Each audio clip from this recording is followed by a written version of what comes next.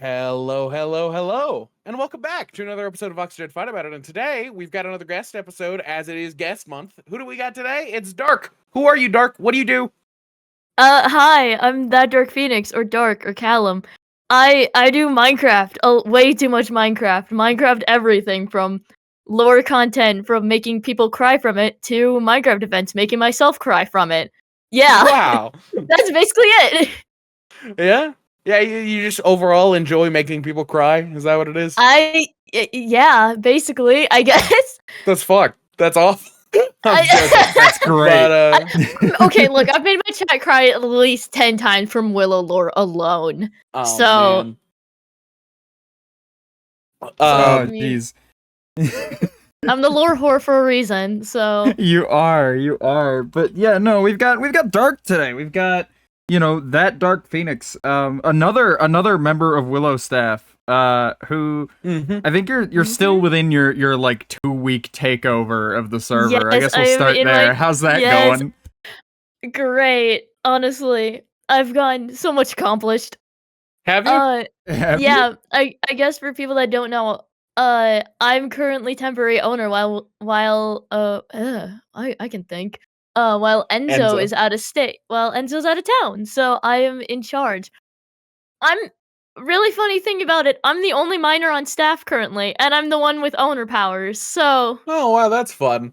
I don't think that out of town really cuts it. She's on a different continent right now. Yeah. Like, she's gone. Enzo's gone. And like forever. Not returning. Forever, guys. Yeah, the permanent owner, temporary ownership was just a bit. No, yeah, no. It was 2 years in the making, me finally getting some type of power. Yeah. Have you been fighting for it this whole time? I mean, kinda. I mean, it wasn't until like console craft that I started doing more like admin related things, and then season 3 was like, Dark, take some power. There you go. Have fun. Go. It's like giving a child a hammer. They gave me power and let me run wild. Wow. Oh man. You know, that's great. I'm happy for you, and I'm afraid. Now that you mentioned power, now that you have power, I feel like I feel like we're obligated to do what we did to Krim and urge you to hit the restart button on the server now. Right now, Stop the server would be so and fun. start it again. Jokes on everybody. I might be owner. I don't have panel access. Oh, that's why are you owner? Okay. So for some reason, my Pebble host, because Willow uses Pebble host, it will not log me into the panel. No matter how many times I try, it just straight up will not let me log into the panel. I can't figure out why. Every time I try to log in, it'll log me out of my account, and I just can't get into the panel. So luckily, Halo and like almost everybody else on staff, but me, has panel access. Damn it! That's all great. Right, well, I guess we can cross another off our list of like failed attempts. I'm gonna be. Don't worry, once I get panel access, I'll do it randomly, and then I'll ping you both, be like, guys, I did it. Awesome. Great, excellent. Awesome. I can't wait to like somehow lose my shit like I have like 4 times. It'll be great. I'm working to cause chaos on the server. Yeah, that'll be fantastic. You said something about jokingly, I assume, about like, you know what? Fuck the rules. No more Angst Tuesday, or not. No more No Angst Tuesdays, and then Skulk Infection is back too. You know what? No, and I thought that was really funny. No, I thought that was a funny bit. I thought that was a funny bit. It was very funny. It's very okay. A bit, I guess, podcast exclusive. There was plans about us opening the Skulk Dimension while I was in charge. We built something entirely ready. We had lore plans. We were ready, and then Enzo was like, "Hey, let's wait till I get back," and we all went, "Okay." So, like 3 days ago, we planned it out, and we were gonna do it. We were gonna do it tomorrow or Wednesday. We were gonna do it. We were gonna do like this entire lore thing, which we're just pushing back like a week or something. But we were gonna. It was me, Halo, and Krim all up at like 4 a.m, and we built like everybody was like, because people were coming to me being like, "Hey, Dark, when are we opening the Skulk Dimension?" And I went, "I don't know. I have the power though." I could finally do this.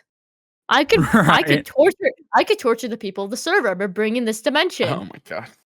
You kind of see what goes through my mind when writing or just doing anything for Willow. But yeah, we're still planning on doing it.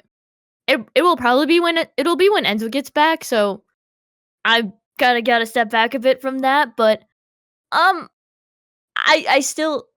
just very excited. I gotta get screenshots for it. It's very, very cool. Me, Right, Halo, and right. Krim are cooking with it, so I'm very excited. You know what Oh you no, could do while you're absolutely. on it? Extend what the do you have, world Jed? border. That has been in talks with staff about extending the border. We were told that would happen like 4 weeks ago, where it was like, yeah, it'll happen this weekend. And ping- then I was like, oh hell you yeah. know what? I'll ping staff after this, be like, hey, when are we expanding the border? Because we need. I know we've thought about resetting the Nether at some point. Yeah, that was. I don't know why you guys would do that, but yeah. Midas Gold. Oh, Yeah, Yeah, there's fair such enough. there's such a limited amount of that on the server that like only a limited amount of people would have been able to get the swords, yeah. which is a bit of an issue. Because if only a certain amount of people are able to get this weapon that does 15 points of damage in one hit, there's a bit of an issue. Yeah. Funny part about that Yeah. is I've got a max Midas gold sword. I got one that was like 30 points away from max from Twig because he was like, I don't know what happened. It just duplicated in my inventory. And I was like, oh, I'll take that. So to be fair, it will get destroyed pretty soon, so that's pretty fun. But Yay! you guys don't have to worry about that. But you know, Oh There's boy. nothing to be To be- concerned I about. To be like happy fair, accidents. So many things break on Willow. Like it is insane the amount of things I've like staff has just had to go in and fix this season Yeah. alone. Yeah. The grave mod specifically has broken Oh, so many times. Yeah. That grave mod I think at least gives a few of us on staff a couple gray hairs. Yeah. We need a new one at some point, I think. Yeah. Gray hairs at the ripe old age of 17. Almost aging. 18. Hey, look, almost 18, okay? Oh, I'm getting wow. there. How much? How close is almost to you? Because I think I 2 remember your weeks. birthday. 2 weeks. Oh. Oh wow. Yay. Okay, then I don't remember your birthday. All right. But, okay. Speaking of the bugs on Willow, I don't know. I've never had anything extravagant happen to me. I've never had like my entire inventory go missing, so I've got sort of a ghost in the machine karma mentality about it of like, you know, sometimes a Midas gold sword gets duplicated and sometimes like several stacks of cobblestone in a backpack go missing. You know, server giveth, server taketh away.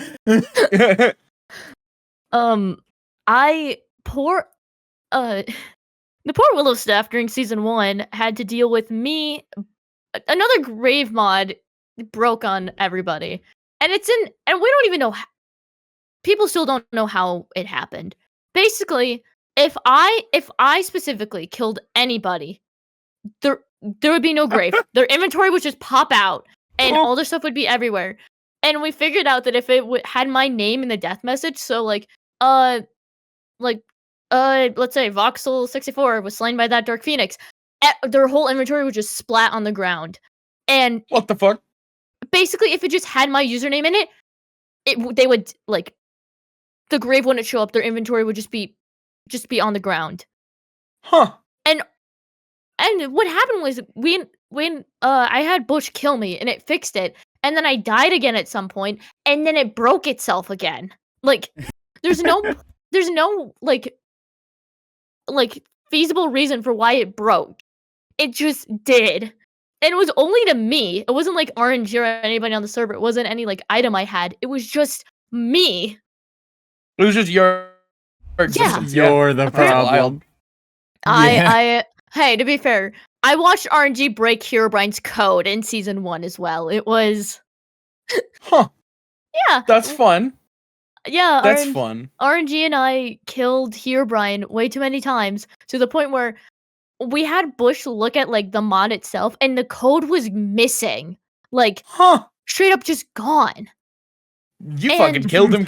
That man left. That man was like, fuck this shit, dude. Done. Gone. Out of here. And Oh. I still don't know how. It's insane, the amount of bugs from season 1. It's yeah. ridiculous. Yeah. Speaking of Willow season 1, though, one of the questions I have here written down is, as somebody who's been involved with Willow from the very beginning, did you ever even have like the slightest inkling that it would be what it is now? Honestly, I thought it was going to end after season 1. Myself, I didn't even expect to get into Willow. Because the only person I knew on staff was Chalubi, and I met Bush once. And the one time I met Bush, he was Eggman on a different server. Of course. So I didn't think I made that much of an impression, because I was a Chalubi mod like in the beginning of 2021. Like it was like spring of 2021 that I met and became a Chalubi mod. And then Willow, like I think a year or so later, Willow started and applications went out, and there was like 700 applications for it. So I was like, yep, I'm not getting in. I'll throw my hat into the ring, see what happens. Apparently I was second most vouched for. Huh. Yeah. That's crazy. And I was like, okay, my PC can barely handle modded Minecraft. Let's see how this goes. And I mean, I got tortured and basically played pretend with Bush for an entire season. And then I thought season 1 was where it was gonna end. Like going into the final end fight, I was like, okay, there might be there is a slight sliver that there is a season 2. But I knew like behind the scenes, Chalubi and Enzo were super busy people, and I knew Bush was like handling a lot of stuff. So I was like, okay, there's a chance that this is the final season. There's only gonna be one season. And then like a little while later, we got like a ping in the original Discord being like, hey, season 2 of Willow SMP, let's go. And I was like, thumbs up. What? Nice. Here we go again. Let's go. But that's crazy that like you still weren't like nobody was really sure up until like the end fight of like, oh man, this is probably it. You know? Yeah. I mean, that might have just been me, but I genuinely did not think we were gonna have a season 2 or season 3. Like, I thought we were after when we got into season 2, I'm like, okay, now this is the final season. This is it. I'm gonna play it on all my cool lore during the season, and then season 2 ended abruptly because of lag issues.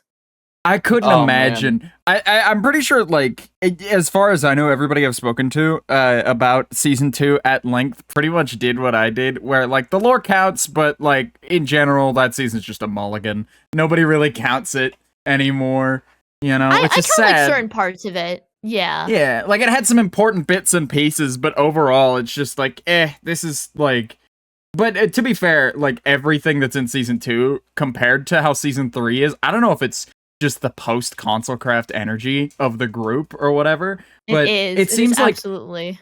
It seems like you could say that for a random day in season 3, tomorrow, you could drop me like all the lore that had ever happened in season 2 and go, all this happened today over the course of a couple hours. And I would go, yeah, that's pretty par for the course.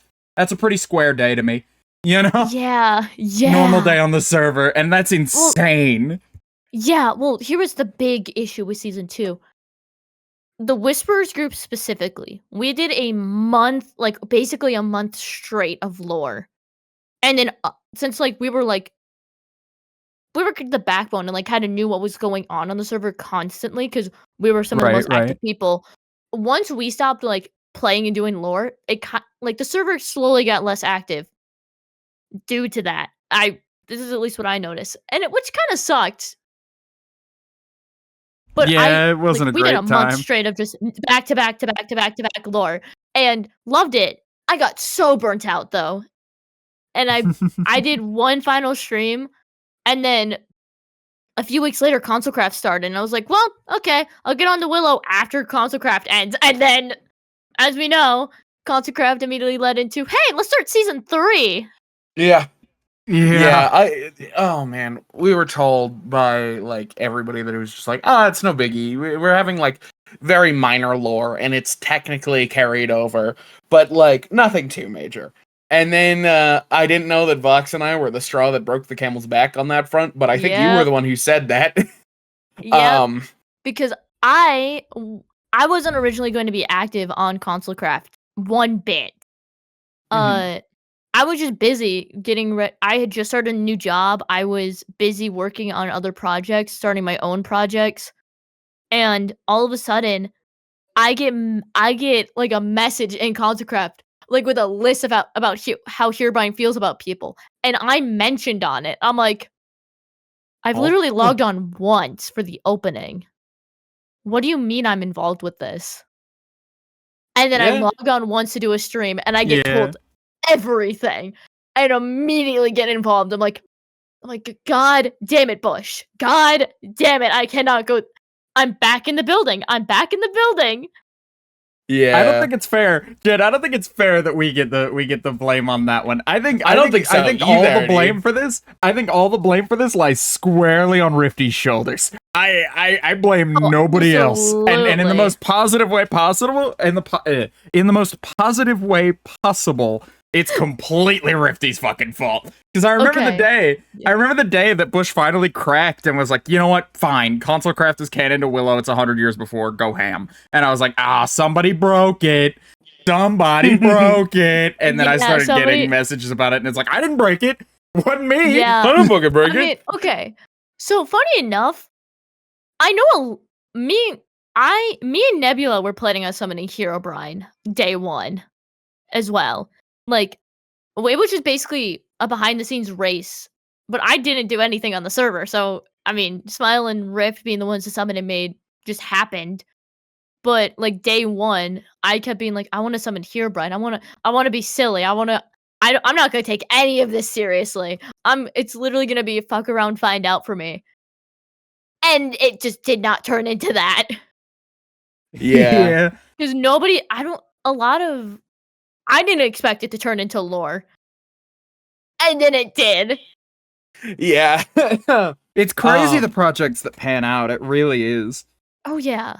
It's insane. It's usually like the ones that pop off are like the ones where it's like, yeah, I'm just doing this kind of for silly, so I'm gonna get back to the serious stuff later, but this is gonna be a fun little gag project to work on, and what do you mean people like this? You know? Like the fucking Henchman Underground, dude. Apparently that was like a major spot on Console Craft, and it was like, we just did that because of a funny goon bit. At the time, I was like, no, you know, I don't know why people keep showing up here. I don't know why this is a major spot. That's so silly. It's so weird. And then I came to find out post Console Craft that we were like 50% of the underground of that main island was Henchman Underground territory, and I was like, "Oh, now it makes sense." Wait, really? Like it was like an absurd 50% of like that's like the first tutorial world that was added. Like 50% of the underground of that was ours. I think I've still got a screenshot of like the like landmark of it above ground, because I was the one who had to like mark it out. They had to consult you. Safety. They had to like bring Jed in because I wasn't available. Jed like handled all the behind the scenes stuff for the two of us. I just showed up. But like they had to bring Jed into the fold when like they were like, okay, the world's gonna fall apart. We need to like take chunks out of the world. We don't want to accidentally erase a bit of the henchman area. So here, Jed, mark out where the henchman area is. It turned out it was like half the fucking map. So you know. And then everybody got like exhausted and was like, I'm tired of destroying the island. Yeah, you guys can keep working on it. And I ended up doing like a lot of the destruction from the final day, and I was very happy about it. But that just kind of fell into my lap. But it's amazing. Console Craft was such a nice project. It really was. And it really speaking was. Like everybody had their hands in it, and I think the new faces really shook things up and really tightened everybody together. It felt like very much just Willow like being reformed in a pressure cooker, you know, of like, all right, you get 30 days, you gotta crack it all out. There's like 50 new members, go wild. And it's like, okay, all right, well, I'll do this today, and then I gotta fit that plot point in. I guess it'll be tomorrow. And there were so many people doing so many things, and I think I want to point at Nebula. I think Nebula is like the real like in terms of like brand new people who showed up, like Jed excluded, of course, but like I think in terms of brand new people who showed up, I say enough nice things about you. I think Nebula is like the biggest like diamond in the rough that was pulled there. Oh yeah, 100%. I also want to throw in Whale as well, because the story about how Whale got too. into I forgot Whale was new. Did you guys know Whale's how just, Whale? yeah. Yeah, do you He guys talked know about it on how his Whale? episode.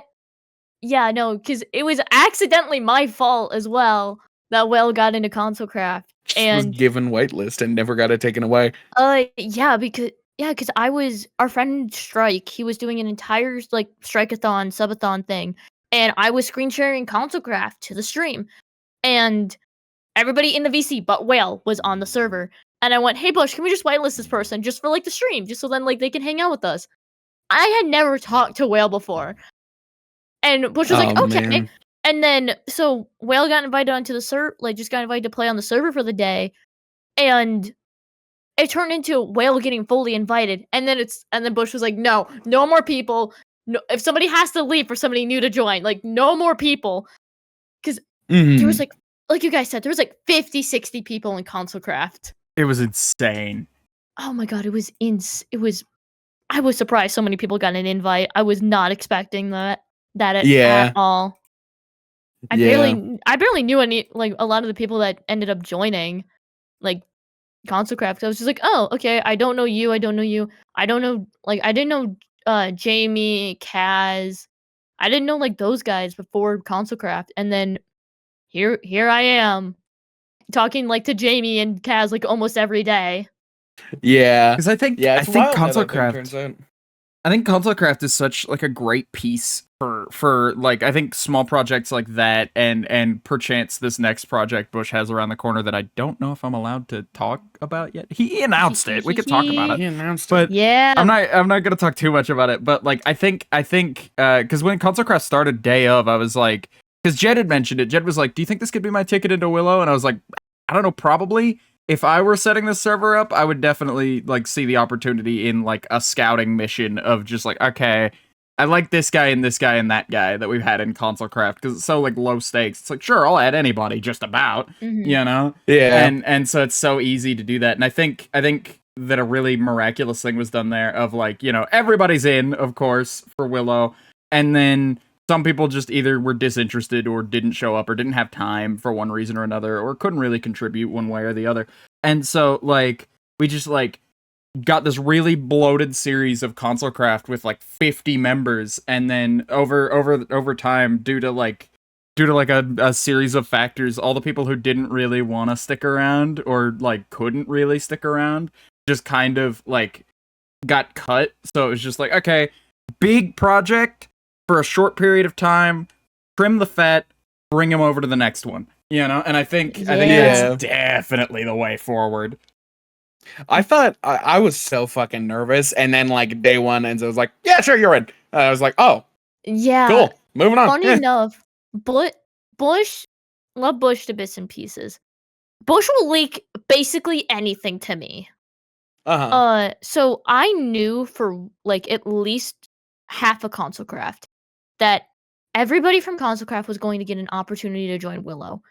And I had to keep my mouth shut for weeks. So I would be in VC with like people from like I'd be on the server with people on console craft and be like, "God, I really hope I have a chance to join Willow."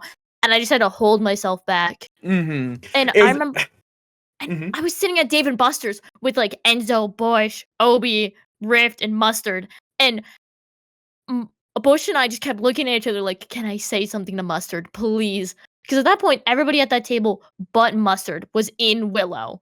Like all of us. And I was like, "Bush, please, can I say something?" And Bush just flat out like flat out just asked Mustard right at that table, like, "Hey, do you want to join Willow? Because everybody from Console Craft is getting an invite." And I'm like, "Thank gods, I don't need to hold it in any longer. I can finally yap about it in our Airbnb."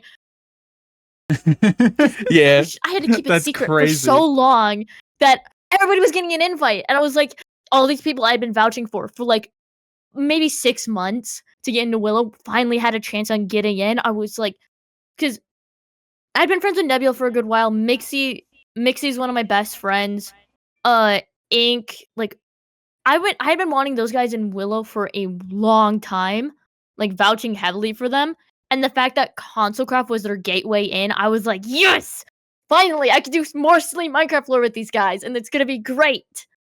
It was like Right. hella obvious to Vox and I when it was announced that like, yeah, everybody's getting in like in secret, because I would mention something about in Willow when I am in Willow, and they would go, if you get into Willow, and it's like, no, I'm in. Yeah. Like, It was it was not just a very unfortunate well-kept secret circumstances. toward the end, yeah. But the thing about it is, okay, wait a minute, we gotta backtrack here. Me and Jed had Okay. a little bit of an argument a couple weeks ago. We had a little bit of an argument on the show about Chuck E. Cheese. It's a very long-standing argument for us backtracking as here. friends. Oh boy. No, you'll see where I'm going with this. We had an argument on the show. It was a rehash of an old argument we had a few years I know ago. where you're going with this. About Chuck E. Cheese and whether it could be if you had to file it into one of these two boxes, would it be an entertainment center or a restaurant? And I brought up, like, in that conversation, that argument in itself is not important, but I brought up Dave & Buster's as like an equivalent example of, like, I'd say that's technically a restaurant because you go for like a dinner and then you stay and fuck around and then you leave, you know? Like, that's like the fucking around is a huge part of it, but, like, you know, it's not what gets you in the door. Would you consider like this trip to perfect Dave person & to ask Buster's? Would you consider this trip to Dave & Buster's to have been a dinner? More entertainment, honestly. Damn it! Fuck! Don't you have to get a card when you walk into the door? You have to have tokens. Yeah, dipshit. Christ. You have to get a card when you walk in. Well, yeah, but it could. Yes. I don't know. That was the only reason why we went to Dave & Buster's. Because You fucking dumbass. I was the one that planned out the trip to Dave & Buster's because I had never gone before. And I went, I want to play games. I want to have fun. I went in, and then I left with a boyfriend. That's what happened. We walked in. We did eat food. We had like dinner there, but that was only because me and Mustard hadn't eaten. How many tickets did he cost? How much did they charge for that at the counter? Oh my god, dude! Mustard spent like $200 at Dave & Buster's. Oh my god! Due to bizarre circumstances, I knew that you and Rifty were going to be a couple by the end of the trip before, like a week into ConsoleCraft. I just ended up in a room where people were gossiping, and I was like, all right. Wait, really? Wait, no, wait, really? No, yeah, that was happening all over ConsoleCraft. There were like, I was involved in a completely I did not know different about one. this.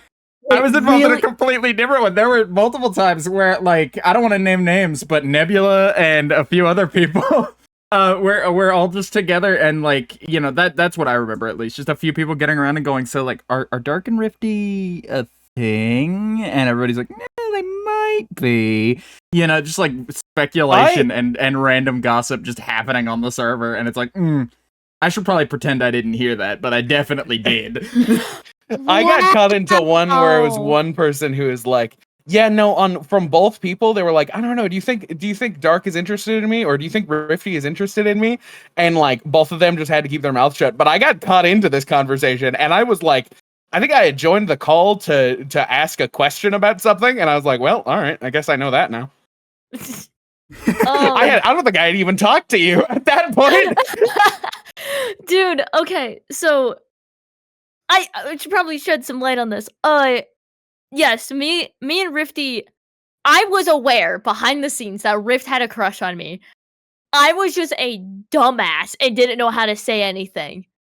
And apparently both of us had like the same exact plan. Like both of us wanted to go to the beach and like confess and shit. Like this was an entire thing that both of us wanted to do to the other. And we just never went to the beach. So Rift at some point, when we were at Dave & Buster's, just put his foot down and went, okay, I'm gonna ask Dark out. And so me and Rift like separated like before we got food, and was just like, hey, Dark, we were playing like this like shooter game or something. And like he basically like was like, hey, I like you. Do you like me back? And I was like, fucking finally, yes. And yeah, and well, because originally we were gonna keep it private for like a good while. Like We were gonna keep it private, but we decided to tell the ConsoCraft server because we were like, okay, like we've been hanging out with these guys constantly, and like a lot of our good friends are on here. Like we trust everybody in the server. We'll tell the ConsoCraft server, and then I was heading home from California. Bush had just dropped me off, and Rift and I were messaging, and Rift was like, "Do you just want to say something?" Because we both had a feeling that we weren't gonna be able to keep our mouths shut, and also because Rift had posted something, which was like a very like cute photo of the two of us, and immediately everybody in the replies was just like, "Oh my gosh, it finally happened! Oh my god, no way! The Sailor Doa ship has sailed!" And everybody was just freaking out in the replies, and I was just like, "Do we say something?" And we're just like, and by the end of it, we were just like, "Yeah, let's just say something," because at this point, so I tweeted about it and then immediately got on my flight home, and I woke up. I got home and I just saw all the replies. It was like, finally, you guys said something. And one of my favorite replies was, you're a day late because, accidentally, in back home, it was, July 1st when I posted it. I was one day off from revealing, hey, we're gay, it's Pride Month. Back it up, Skittle Squad. Hey, it was still June when I posted it in LA. So all right, we're working on time zone technicalities now. all right, Silly. all right. But yeah, it's just funny because that's how ConsoleCraft was that like if you were in the right place at the right time, you would get involved into something that you had no fucking idea about. And as someone new to Willow, like literally, I just knew Vox. I was new to content creation even. So I was just like hanging out, and then I was just like, oh shit, I'm learning things. I'm learning things that Vox doesn't know yet. It was wild. But yeah, no, Jed, there are some people in ConsoleCraft who were in ConsoleCraft and who are in Willow now that are far more familiar with Jed than me, because in group settings, I just shut the fuck up. I just shut the fuck up immediately. If I'm not like streaming or doing something where I need to be speaking or I need to be, you know, entertaining, or unless I'm like in a small group, I'll like in like 3 to 6 person conversations, I'll participate. But any more than that, and I'm just out. I'm just checked out. I'm just watching, you know? mm-hmm. And so it escapes me so heavily. And so there are a lot of people who just knew Jed better because like that was what a lot of ConsoleCraft was just like, yeah, there's like 80 people over there. I'll go participate and hang out, but like there's like nobody's gonna notice, you know? I'm just gonna like hang. It also happened because I was on a lot of times that you weren't, because I had to do like a lot of the Henchman Underground. I can't remember what project it was, but there was one project that your character built, Vox, and I had to just like fucking sit back while you were like, yeah, I had to build this, and I was like, 2 hours, 2 hours of my work. You know, Jed, I fucking, out of character, ConsoleCraft became such a problem for me because I was so stressed about like video deadlines and whatnot for getting that out because I didn't stream it. And the problem was you kept volunteering to do things. Yeah. All right. That's That the sounds like important part. me on Willow. What would happen is like, oh man, we need this like thing done off stream, Oh, like it was off the the Zero record, Vault and we're gonna the like thing. Yeah. We're gonna announce it on stream. Like we'll show it on stream as like a lore build that we did in between streams because it won't be really relevant, and I don't want to waste. You know, we only have 30 days. I don't want to waste a whole stream building this thing. And so, you know, there are a lot of times where it's like, oh man, we just need this thing and we need it by Friday. And I was like, I could do that. And Jed goes, I'll do it. I don't mind doing it. And I was just like, okay, well, if Jed's eager about doing it, he can do it. And then after all is said and done, and like it goes off without a hitch, Jed'll be like grumbling in the VC that we're in, just like, man, I had to you made me fucking do all the work for that. And it's like, you volunteered, buddy. I didn't force your hand. It's funny. I also like you were like 3 seconds away from a breakdown at any point, so I was like, all right, I'll just take care of it. It's fine. Yeah, no, ConsoleCraft was a real bad time for me, and we don't have to get into that because I think I've already talked about it on the podcast in the past.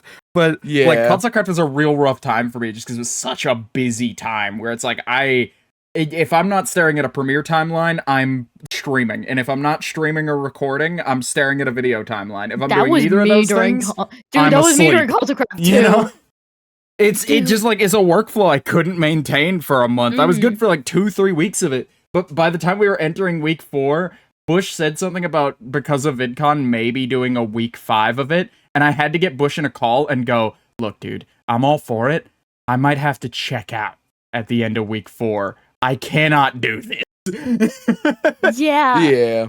Because honestly, it was kind of me that brought it up, because I knew behind the scenes that Bush wanted to be there since it was the ending of his project, but it just happened to be the same weekend as VidCon, and like Shrimp, me, Obi, Rift, Mustard, like a lot of these people that were like pretty prominent in like the story that was going on were just gonna be checked out. We were gonna be gone. And Bush was considering it after I brought it up, like, hey, you could always just bring it, like, end it on July 1st. And Bush considered it for a bit, and then I'm pretty sure he just decided, no. Because people were already planning their endings. Yeah, it was talked about, but people were already planning their finales and stuff. Like, people were ready for, like, everything to be ready. I don't think anybody... Because also, another thing was that I knew was, like, we didn't know how the story would end, because me and Rift always like knew that our characters were gonna have their finale on the same stream. Like, that was always the plan. Like, finale, same stream, and then we were just gonna go get ready. Because my final stream was the day before I left for VidCon, and then I think Rift like left hours after his stream ended. So we were like borderline, like, cutting it close with our trip. But yeah, it was just like, I think it was a lot of people did not want to do a 5th week because Concercraft took a lot out of a lot of people, and also because Bush wanted Ellie and Krim to finish off the story how they wanted to, and give like their week of like ownership, like a lot more meaning to it. Yeah. No, yeah, and that worked out great, I think. I think the 4-week structure really worked well. It was kind of funny though. It was kind of funny for all the people who were going to be at VidCon, because the henchmen in character were very much just kind of in their own little world. And so in lore, we knew nothing about nothing, basically. And so like every now and again we'd get visits from people and they would explain things to us about like what's going on up on the surface, you know? And Nebula would be the bearer of bad news most of the time. And so Nebula would just come down the stairs and go like, hey, 7 people are dead. And they've been dead for days. You guys are way out of the loop. That's carried over into Willow too, man. We're such like a D plot of everything that is just like, what do you mean? Didn't Dirk like die? No? Huh? What happened? Just like, we're building a tower. I built a creeper farm. You want to see that? Man. But no, yeah, we just end up being so secular and doing our own thing. I don't know. I don't know. It's you know, the issue is that like it's such like a us guided thing, and I can't speak to Jed as much. But if I'm at like a party, I'll be out on like the back porch with like 2 or 3 other people just sitting, you know, and doing my own thing. Rather than participating in like the larger event. And so that carries into how I play the video game. And so it's just like, oh yeah, we built like a huge mega base and did some side lore that kind of interweaved every now and again, you know? And so that's always fun. But speaking more about you, Dark, are very much the eye of the storm when it comes to Willow SMP and its lore. Hi. And that is insane. Do you ever feel pressured? You ever feel like negative pressure and shit about just like, hey, if I fuck up, if the next plot point for my character is like a bad one, I could sink this whole ship. Yes. There is that worry, because it's also why I think it's helped me stay so consistently active on Willow, that I'm such a massive part of not just like some behind the scenes stuff, because I write a fair bit of the behind the scenes lore, but also that I'm such a big prominent character in the story overall. That's why, especially because I've already talked about this a lot, my character's gonna die. Like, haha, finally. I'm terrified that when my character does die, that things are gonna devolve. Because I've seen what happens when I'm just not in the picture. Because season 2, we had this whole big thing. Me and Bush planned it out because I was gonna be out of town for a week, and I was like, okay, the Eggman fight is the weekend.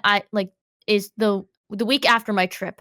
We could do this whole thing where Dark is taken by Eggman. Like it leaves everybody to have to figure out what to do on their own and like try to piece together what to do when Dark isn't there. Oh my fucking god! Things went so poorly. Because they had to plan an entire rescue mission. Now, the answer to it was so simple. There was a simple riddle left, and the answer was my base. There was a single key in one of my chests at my house that people just had to find so they could unlock the cage and get me the fuck out of the moon.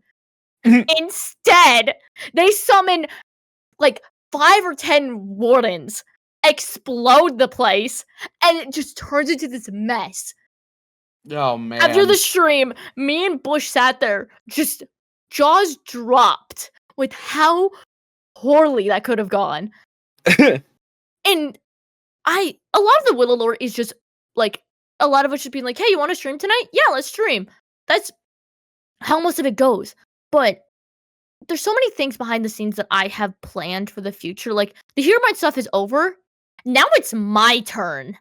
Like my main little section that I basically kind of took and grabbed with my grubby little hands was the cult. When I got basically told, "Hey, Dark, you want to lure right for Willow?" I was like, "Yes, give me the cult. I will work with this." And I've been working with it. The cult is like the next big kind of bad of the server, and it's going to be kind of like an overall big bad. And my whole plan is I want to get every single person from you guys to like the Whisperers to Jake to Abens to like all these little groups that have formed on the server to combine to try to stop this group. Because the cult, very not good. They've destroyed at least one world. What's going to stop them from doing another one? So yeah, exactly. So I do feel pressure from the whole, and the whole bit of Dark being the main character is not a bit. It is the accidental truth because it all started back in season 1 when it was basically just me and Bush, just us two running around with sock puppets and just doing our own little story while everybody else was building or doing their own thing. And we slowly grabbed people into doing that story with like Eggman and Peasus and all this different random stuff. And then season 2 was like, okay, let's try to get rid of all the pop culture and let's just try to make our own original story. And it's why like the WA and the cult slowly got more involved. And then that's why season 3, I'm like, okay, no pop culture, please. Because fun fact, 2 people tried to bring Bill Cipher into canon, and I had to shoot that idea down immediately. That's fun. They were planning on they had a model, like somebody gave them a model for Bill Cipher, and I went, no. It took me 2 years to get rid of pop culture. I'm not doing this again. Respectfully. That's gotta be a hard thing to like, even when it's like, entirely reasonable like that. It's gotta be a very hard thing to just like, no, I'm sorry, I have to shoot this idea down entirely. Yeah, it's why especially with Willow, normally I have to be like the bringer of bad news for things, which kind of sucks. Especially when it comes to lore aspects, like the whole idea of you can only play like 2 permanent characters was because everybody was like there would be a new character every week, and we're like, okay, who is playing who? What is going on? So that was a lot of hey. A fair bit of that was also me being like, hey, people should only be allowed to play 2 permanent characters. Like how they want to end like their 3rd or 4th or however many characters they have, it's up to them. Just for my sanity, please consolidate. Yeah. No, and, I get you. Like there's a few exceptions to the rule. Yeah. There's the one, like the biggest like exception to it is for staff, and that is with the Wisps. The Wisps are let me just say this. Halo's idea with coming up with the wisps was one of the greatest things I think Willow has ever done. Is coming up with the idea for the wisps, because it was just something that none of us had, like, nobody had thought of, and Halo just went, "Hey, let me play these silly little balls of fire, and let's see how attached the server gets." And immediately, everybody was, like, hooked, and, like, because the thing with the wisps is anybody can get involved with them. Like, they're just these little guys that run around, are just meant to be silly, and then they end up getting involved with these much bigger plot points. And it was because of Halo starting that off that we have such a really fun little character that all of staff can play and, like, gush over and everything, and bring people closer on the server. Mm-hmm. Yeah, no, I have such a hard time. I have such a hard time playing against Halo, because Halo always plays these sort of, like, either text communicative or, like, audio sample communicative characters, or even just silent characters, where it's like, Halo is great at what they do. She's absolutely phenomenal. But the problem is, I feel like when I'm met with a new Halo character, I'm just like, okay, this is a gift. This thing that I'm interacting with is absolutely a gift. It has been placed in front of me, and it's now is the time, you know, to, like, because they're so wonderful to, like, play off of, and they're so, like, down with the bit at all times, and so it's great, and I'm just like, this is a gift, and I need to not squander it. You know? See, I get the exact opposite. I'll see a new Halo character and be like, enemy, kill that thing. Get that thing away from me. Yeah. Like, jokingly, of course. I don't know. I just have that trouble with it, man, where it's like, you know, to me, it's all like, I'm such a structured guy mentally. And so to me, it's all very, very, like, intense mental work. But, like, it makes it so easy to forget that we're just like, again, like the season 1 comparison you keep making. I think it's still that way, where it's like, you know, we're just a bunch of assholes playing with toys, basically. And, you know, and, like, that's it. We're playing our silly little block game. We have our silly little characters. You know, you grab a new figure out of the toy box every once in a while, and it's a good time, you know. But like, I don't know, I just have such, like, an audience-focused mind that I'm just like, okay, is this, like, the most entertaining that it could be? You know, that sometimes I get in the way of myself. That is also me. That is also me during some aspects of Willow lore. Because there'll be some times where we go for, like, 4 hours, and by the end I'm like, okay, what if this was, like, very important? What do I have to, like, keep track in my brain? Because I'm, like, the little lore encyclopedia of the server. Like, you can ask me a question about Season 1, 2, Console Craft, Season 3, and I can probably answer it. Like, Voxel, you saw the other day on stream, I was just going off about the timeline and what happened this season. And I went on for an hour without stopping. And I, at some point, like, stopped myself. I was like, I am so out of breath. How did I do this for an hour straight? Hey, Vox, you want to talk about the end of your 24-hour stream? Oh, the part. What part? The part about Console Craft where we got all sad and, like, weepy-eyed, or no? The part that Dark was in. The part that Dark was in. I remember. Okay, so we're doing the Console Craft thing, right? The like big rap of Console Craft, and we got. I got real teary-eyed, and we had a good moment, and it probably wouldn't have gone as somber and as, like, emotional if I hadn't have been up for, like, 20 hours at that point. And I was like, okay, I promised Peanuts we'd play Fortnite with him for a segment of this stream, so last 4 hours are gonna be Fortnite. And I sat down to play Fortnite, and I passed out at my chair a couple times for, like, 5-10 minute stints while I was, like, driven around in a car in Fortnite. And I would just get woken up to, like, Vox, get out of the car! Get out of the car! And then the car exploding. And then I'm just like, oh, okay. But we wrapped Fortnite. Because, I don't remember who came in, but somebody came into the call and was like, hey, they're doing a big, like, lore recap. I think it might have been Bush, actually. Somebody just came into the VC and was like, Bush, hey. or Nebula or someone? They're doing a big lore recap of everything that happened in Willow ever right now, and Dark is doing it, and so they're just yapping along, and I was like, I've only got, like, 10 minutes of this stream left. I'd kind of just like to wrap it, but I also don't want to miss this. So fuck it, I'll hop into a call. And so I hop in, and I let everybody know I'm streaming, and we're sitting there, and you're going on about lore, and I was just like, again, I was like 8 minutes deep, and I was like, how can I get out of this? And I was like, okay, I know what to do. And so I mute in the call and I go, all right, everybody. And I like turn you down just a little bit to where you're kind of just like still going on about lore. And then you're like, oh yeah, and then Lantern Man showed up. And I was like, and in the foreground, I was like, yeah, no, I have to go. It's been a lovely 24-hour stream. See you guys next year for the next one. Goodbye. And I go to my ending soon screen. And at that point, I had like turned you all the way down so that the music would come through for the end screen. And then I was like, this would be really funny. While I was waiting on the end screen for the raid to go through, I reached over on my mixer and turned you up again very slowly. So it's just like just calm music, and then you fading in and then going. And then Bush showed up and he broke everything.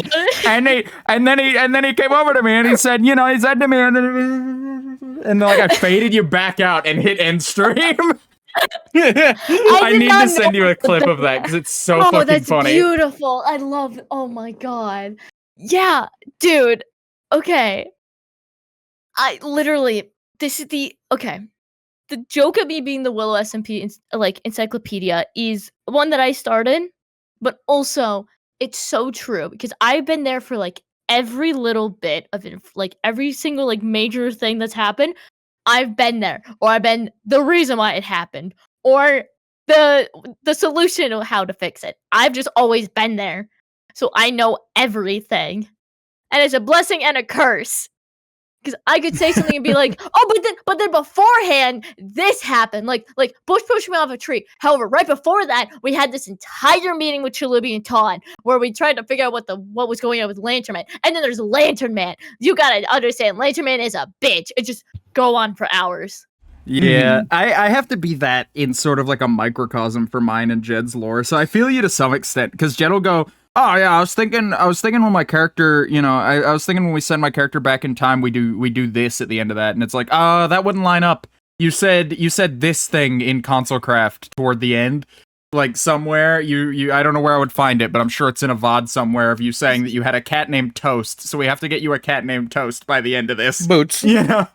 Or Boots. Boots. We got to get you Boots by the end of this. And so there was just like. There's so many like little things to keep up with, and I wish I didn't have to be that. Normally I wouldn't be so picky, but with this time travel shit, never do time travel, by the way, in any plot ever. If you're going to do improv, never, because it's so hard to not. It's so hard to not retcon yourself constantly. Yeah. Like I'm still struggling with it, but I gave myself so much creative freedom by making my character go fucking batshit at the end of it. So it's like it'll be over soon. Mine is Boots. Worry. It's no big deal. But like, man, that was just a mess when it comes to time travel. And like I'm still dealing with the ramifications, and I still have a character that, well, not currently, will be able to just like time travel, kind of just whenever he feels like it. I've been advising Jed to not write that in fully, just because, dude, do you know how much of a mess that's going to make of everything? Oh yeah. That's going to leave so many hard openings. That's going to leave so many like hardwired openings of like, well, why didn't he just go back and stop this from happening? And it's like, well, I don't know, man. I can't break the timeline. Yeah, like that's what I'm going with, is that he's like, he gets knowledgeable after his first time around when he was like, shit, I split the timelines. Yeah. I really shouldn't do that again. Yeah, you honestly, you guys want to know something really funny, which I might be wrong. I have to like double check this. Your guys' actions is the reason why season 2's timeline collapsed. Oh yeah. Yeah. Not just that, but like I like split it off to where season 2 has an alternate timeline that kind of exists solely. Mm-hmm. Yeah, the fate of two worlds rests on you, Jed. You killed them both. One of them single-handedly. Yeah, I killed them both, and one of them I was only in. I was only in the one that split off. Yeah, I love that because it feels like that timeline is just like, yeah, Willow 2, and Jed's there now. Like you kind of just photoshopped me into Willow 2. But yeah, time travel's rough. And were you one of the people who did time travel after that? Me? I can't remember. Yeah. No. Okay. I never time traveled. So no, I do not want to touch time travel with a 15-foot pole. Just because I've heard people talk about like, oh, time traveling and stuff, and just even you guys talking about it. It sounds so difficult to do. It's no. This happened with you during the Skulk arc, I think, where you were like, "Am I the hero of the world? Do I defeat Herobrine?" And I was just sitting there like, "Fuck, dude, I have no clue. Maybe." I think, yeah, no, I think it was you, and I kind of had to like in lore just like have you tell me that yes, I am, and I was like, okay, all right, then yeah, That's you the are. thing. That's the thing is like again about improving this whole thing and yes-anding. There's gonna be like meta knowledge that you should have for how you're playing one way or the other. You know, just for the story to go the way it's intended to go. And so. Like, I think the Herobrine plot worked out really nicely because that was in reference to just like, do I get to be the one who defeats Herobrine? And Jed just being like, yeah, I guess maybe, sort of. And like the like defeating Herobrine that's being referred to is season 3 of Herobrine just kind of showing up and then going, all right, I'm out of here, bye. All right, I'm done. So like that answer almost makes sense in hindsight, but again, it's. I don't know, time travel's difficult. But that was the other timeline, too. That's the other... But yeah, no, there was another timeline, and so it's just like, yeah, it doesn't matter anymore. It's completely out the window, and so a lot of the retconning were saved by that timeline splitting. That did us a lot of favors. But on top of that, it's like, I don't know, time travel also allows us to do a lot of cool shit. Like, I don't know if we'll actually end up going through with this. So I'm willing to talk about it here on the podcast, and podcast listeners, you get like a sneak peek to like 2 years from now. Yay! If this ends up being true. Like in a couple years, if we go for this plot point, we had this idea where Jed being like a time traveler and whatnot, and being a robot that is like functionally immortal, barring incident. We had this idea where Jed gets to the end of time and is just like, okay, I kind of want to go around again, and he ends up like in some sort of enlightened state, like the Watcher from Marvel, except like not quite.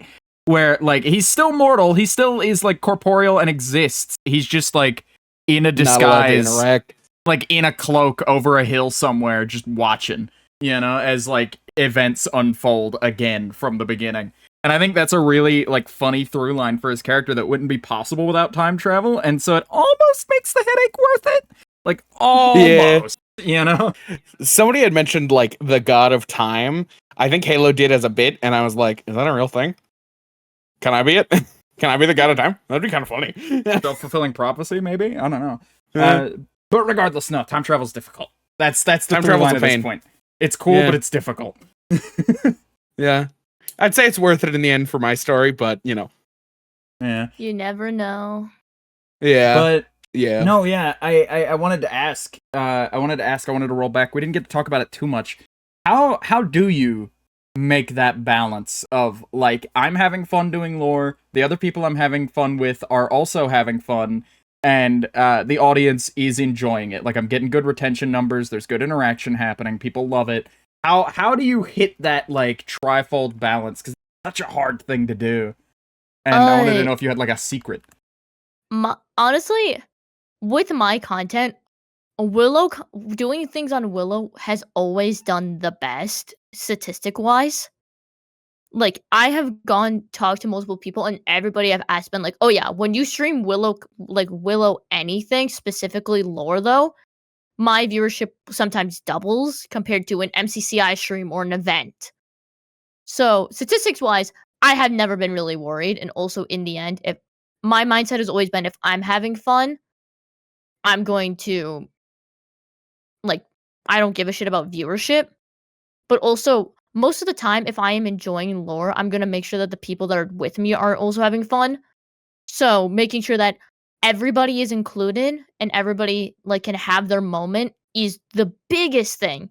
Because you can have fun and be like the solo person, but in the end, if you have like a large group doing it with you and everybody has a moment to shine and like be that like center stage and everything, it just makes it feel so much better. Because like I love season 1 lore being able to like kind of be on like center stage, but it got so exhausting after a while that now since there's so many people doing lore, there's so much happening, but also everybody's having their time to shine. And I think it's just Willow needs to better balance like what we're doing in that very moment, because we can have like 50 different plot lines going on, and it confuses everybody. Yeah. But that's also kind of what makes Willow special, is the fact of it is just we're all having fun doing this silly lore and not really taking ourselves seriously. Absolutely. Yeah, no, Yeah. that's a lot of the fun of it. But one last Willow SMP related question. One final Willow SMP related question to round out the first hour of the show. Yippee! Last time we had Krim on. Actually, no, not last time. Time before last we had Two Krim times. on. 2 times? Two times ago. 2 times? That was 2 episodes ago? No.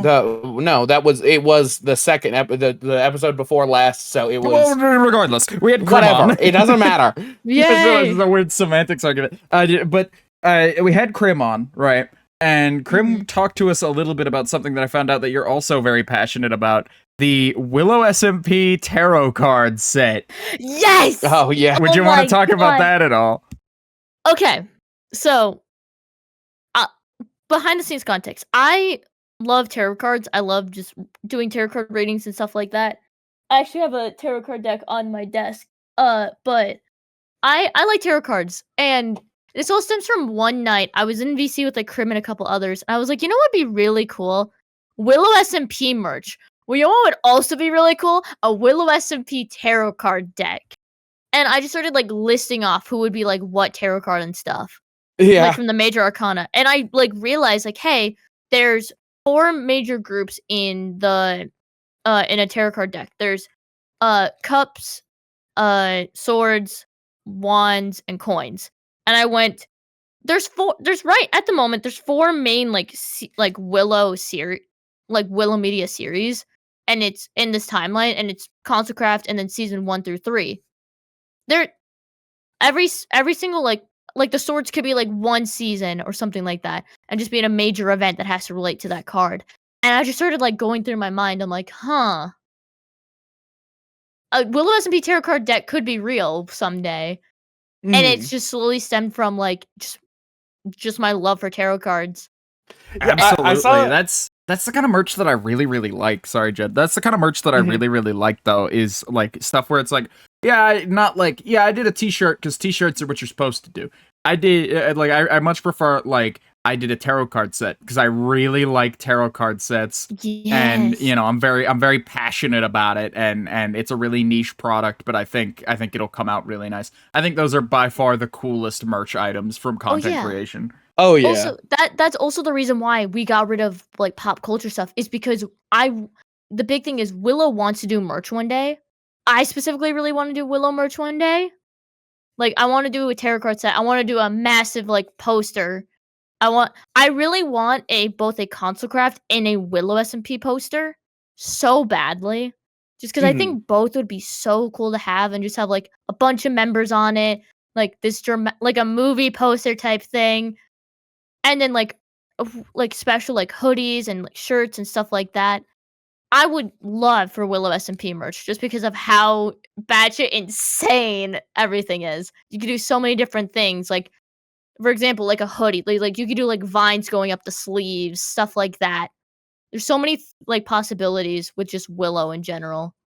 Yeah, it was wild looking at the Willow tarot card deck, because like we got sent like the draft of it, and seeing that I was like the upright magician, which is like a very nice card to read about yourself, is like that's very cool. It's very cool to see like all these characters get their own thing. And I'm the tower. Yeah. Yeah, it stands as like what I mean, like you said, having fun on its own is important. Making sure that you're having a good time is important. I'm pretty much never not having a good time when it comes to like the things that I do, and so that's pretty much a given. And so my main priority quickly shifts to, can I get even one other human being to care about what I'm doing here? Because if that's the case, I've won. You know, I've won if even one guy out there is just like, yeah, I really like this little thing that you did. You know, and so like, you know, and they don't have to like say that as much as just like, you know, any signage of that at all just makes me immediately very happy. And so something like this is like it makes me happy when that happens for other people too. Like with this tarot card set, it's like, oh man, somebody put thought into these characters. Somebody, like, beyond the person doing all the writing, really actually gave this even the smidgen of thought, even if it was just for their own entertainment. And so it's a lot of fun to look at.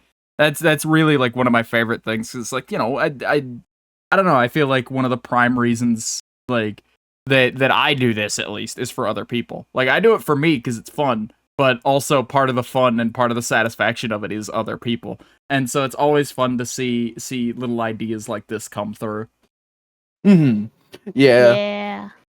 Yeah, it's made Vox and I kind of kick up an idea for some like merchandise for the podcast. And it got brought up because we're thinking about doing like, or we jokingly said we were going to do a playing card deck where I got all the black cards, the black suits, and he got all the red suits. And I think This that's a neat predates idea. knowing And it about was the tarot cool that card like, set. I'd buy significantly, it. I'd buy yeah. it. Yeah, like it this predated it predates it. significantly. Dude, I've been Yeah. told multiple times, not just by. I've been told multiple times, ThatDarkPheonix merch would go crazy, because especially with my branding. It would. I want to do merch so badly, but my whole thought process is, if I'm gonna make merch, I'm not just gonna slap like my logo on a hoodie and call it a day. No, I'm gonna put thought and I'm gonna put care into it. I'm gonna spend like do a bunch of testing and like just make sure it's like good quality, but also I'm proud of like the designs, the colors, stuff like that. Because I don't want to produce something that I'm not proud of. And that's also like a mindset that I go into with a lot of content. Like, my SMP Wild West, I'm very proud about how it is. Is there things I would tweak? Yes. Do I have projects coming out like this month and in the upcoming year that I'm very excited about? Yes. They're not ready though, and I need to tweak a lot of things before I officially release them. But Mm-hmm. I'm like, I want to make sure that it's as perfect as I possibly can do it. And that's especially where I go with merch as well. Absolutely, because Yeah. it's like, you know, it's one of those things, just like everything, where it's like not just like everything, but just like everything, at least content creation wise and like artistic expression wise, of just like, if you're gonna do it, you might as well do it right. You know, you want to double down, you want to make sure that you've executed on it properly, and that takes time, and it can be frustrating though sometimes. Cause man, I want this to be out there. I want the world to be able to see this. I want to be able to point at this and go, look what I can do. You know. And like, sometimes it's just so hard to get through that. Just like, I have to build it, you know, before anybody could see it, I have to build it, you know, and that's, yep. But that's also like kind of the fun part. Like, I like having made things, but I also like making things a whole hell of a lot. And so, you know, there's a nice dichotomy there. But speaking of making things, and speaking of things that you mentioned a moment ago, I actually have, now that we've wrapped Willow questioning, I have a different line of questioning for you that is one question long. It is, why Wild West SMP? Why Wild West theming? Why would you go out on your own and do like your own sort of SMP outside of like the Willow Sphere? Like, what drove you to do that? Why that theming? What's up with it? What's the big idea? Before I joined Willow, I would do like these periodic like servers that wouldn't last a long time, like maybe 2 months at max. And I always enjoyed it, but I really wanted to do a lore server that was like my own little thing with like a mixture of like the friends I had made over the few years. And around the time that I was like kind of thinking about this, I got really, really into cowboys and just like the whole idea of like the Wild West and stuff. And I kind of went to some of the mods of it. I went, hey, what if I just did a cowboy themed SMP? Because at the time, I had not seen like a cowboy themed server before. And they're like, I say go for it. So I worked with a fair bit of the mods and we wrote a story and we gathered people and we got like art done and we got all this done. And then we kept pushing it back because something wasn't working, or I got busy with my IRL life or school or something, or just it wasn't the right time. And it kept getting pushed back for like a year. Because there would be points where I'd be like, you guys got to wait till like December and like something cool is going to happen. And then it wouldn't be until the summer. And then it wouldn't be until like this year that it finally came out and we finally got to start doing stuff. And then the server got DDoSed. So it really broke a lot of like the momentum that we had started going. but we're finally like picking it back up and being like, nope, I'm not letting this die. I spent a year working on this. I am not letting it die this fast. So that was a big thing. And plus, I got busy with my IRL life. Like, I've been working on so many other projects because right now, because I'm taking a gap year because I graduated in May. I've taken a gap year before college, and I was just like, I'm gonna spend a year focusing on content and like getting a part-time job and stuff like that. I've done one of those things, and that's focus on content. Yeah. Hell yeah. But no, yeah, I'm glad that you've got something. I'm glad that you've got something with Wild West. I almost applied. I came this close. I'm not a very busy guy. I get busy in very big spurts though, of just like December. We're gonna talk about December in a minute. Because there's some stuff that we have in common in December. But like it's like I get busy in such big spurts where it's like I've got like so much shit in December that like if I had even one more thing that was like a regular thing or like a December specific thing, I would be like swamped. Like I wouldn't do anything but sleep and make things. I'm shaking your hand right now. I have 3 different charity events happening in the month of December alone. One of them is 2 of them are for the entire month, and the other one is for like a week. And I'm involved with all 3 of them. Yeah, because I wanted to talk to you about Water Warriors and what's up there. Yes, we're both involved with that. You much more than me, and so I'm curious about how you're feeling about that. I am so excited for Water Warriors. I have barely gotten to talk about it, so I'm very excited that you brought it up. So I'll quickly explain like how I got involved. Give us a little context. So I'm very good friends with their like social media guy, Lucico, aka Lucy. And he is like their main social media manager, guy. Like they send him out to go like promote the charity and everything, the Thirst Project. And last year in December, they did a little charity thing called the Water Warriors, where they gathered a bunch of streamers and they streamed for the month of December and just tried to raise as much money as they could for the Thirst Project, which Thirst Project, love their cause. They just want to get clean and renewable water for everybody. So they work on getting wells, just filters, stuff like that, to make sure that everybody has the chance to have clean water. Absolutely. Yeah. And so Lucy approached me during TwitchCon and went, "Hey, how would you feel about doing Water Warriors this year?" Because the year before, I barely knew Lucy, but this year I was like, "Yeah, totally. I would love to do Water Warriors." And I like Rift was there, so Rift and I both went in and decided, you know what, we're gonna go do this. And then I proceeded to go, you know what, Lucy, I'm gonna try to gather as many people as I can. I'm gonna just throw my hat into the ring and see how many people I can grab. And just proceed to just dump a bunch of people, being like, "Hey, apply for this now.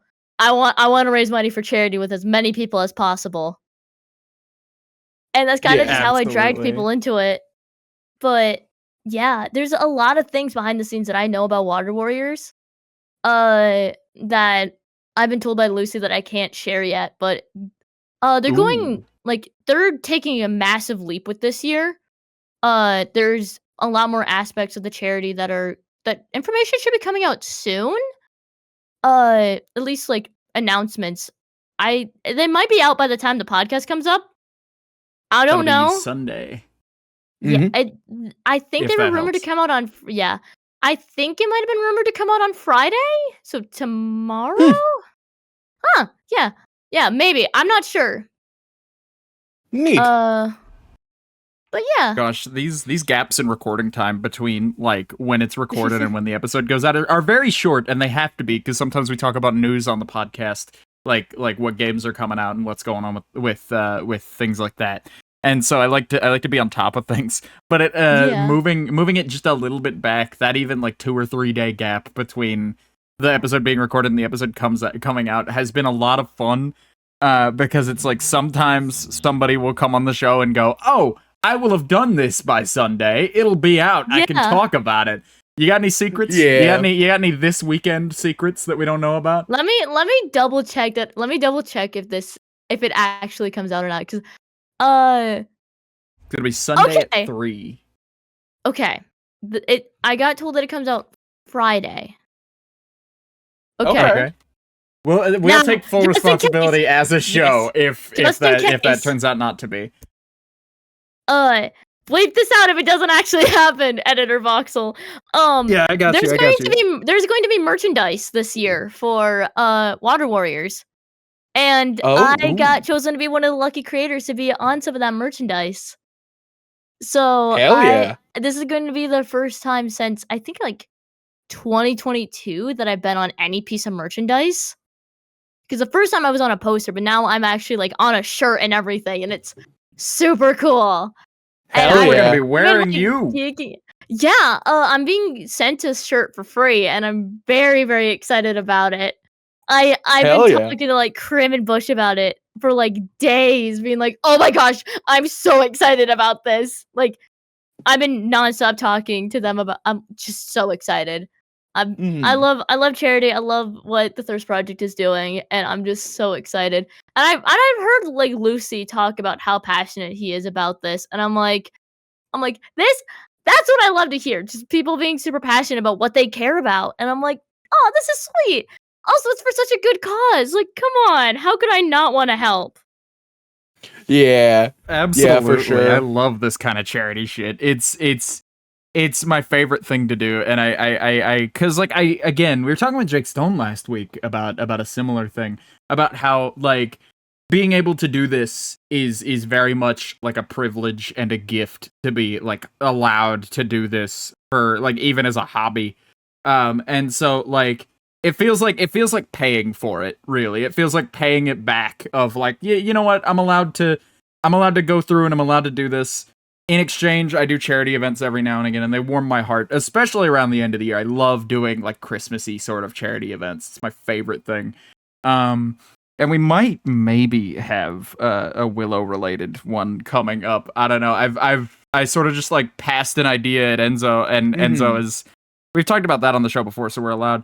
But Enzo's out of town and was talking with me about it before they left, but very vaguely, and so. I don't know how close to coming to fruition that is, and I'm very curious. But that might be a thing, you know, and obviously Water Warriors, and, you know, there's a bunch of charity stuff going on, and I'm very excited about it. But December's a very busy month. It's a very busy month. Yeah. Oh, Yeah. man. It's insanity, honestly, but I'm like, very excited. It's a good type of insanity. Oh, yeah, But, I love to be busy. Being busy is great. What's up, Jed? Yeah, Vox kind of stole the bit of the show away from me, and I can't fucking believe it. I stole a bit of the show away from you. Were here the whole Yeah. time. What? I Damn. was, but you kept doing topics back to back to back, dude. We're just too many good we've transitions. Got questions. We've got questions that we always If these have are to get personal through. questions about Dark, there will be time, Jed. It's not yet. It's not yet. All We're right, almost there. fucking fine. We're almost there. I'll hand the floor to you practically entirely after just one more question. Just let me have one All more. right. Okay. Fucking fiend. So December's gonna be a big year. Or not December's gonna be a big year. December's gonna be a big month. It's gonna be a big busy one. And you shared that sentiment as well. I've been talking with a lot of creators about next year and about how 2025 is going to be a very big year for a lot of people. Myself included. And I was just curious, do you got any 2025 stuff? What's your next year look like? I have a massive project in the works. That is still very much in the works, behind the scenes, but we're getting building done. I can't leak too much about it, but I've just dubbed it the project for now when I'm talking about it. But I'll give a bit of it is a mixture of White Pine-esque style content, but with me and Whale TV, we're collaborating on a massive project that has to do with a lot of creators, a lot of cinematic stuff, and going into like it's a very massive switch from what my current content is. And like I have like a couple ideas in the future. Like I know one day if it somehow happens in 2025, that would be awesome. 2025, I'd love to like host my own event at some point. Like, I threw this around as a joke because the entire event, the event community is very 50-50 on the game Spleef. And I really just want to do a joke event, kind of like Minecraft Mondays, but it's Spleef Sundays. Oh man, I love Spleef. Where I gather like 10 teams of 4 or 10 teams of 5, and it's just they all play Spleef and they all just start hating each other, and it's like with voice chat, and it's just pure insanity. So it's like you get to team up with your friends, like it will probably just depend on how many people are available, but it's like every Sunday, like people can just like at this like between these times, like just make their own teams, play Spleef, and just have a blast, and just have either a social game or just go pure rage and just go insane. That is an idea I've had like in the back of my mind, and I think it would be so funny to do as for a period of time, just Spleef Sundays, and just the insanity that it would cause would be just so worth it. I love that. I didn't mean to laugh earlier, but I've talked to like 3 or 4 people now who have said, man, I have this project coming up in 2025. And Vox also said this. And the first time Vox said it, he was like, yeah, I'd love to call it Project 2025. I can't, though.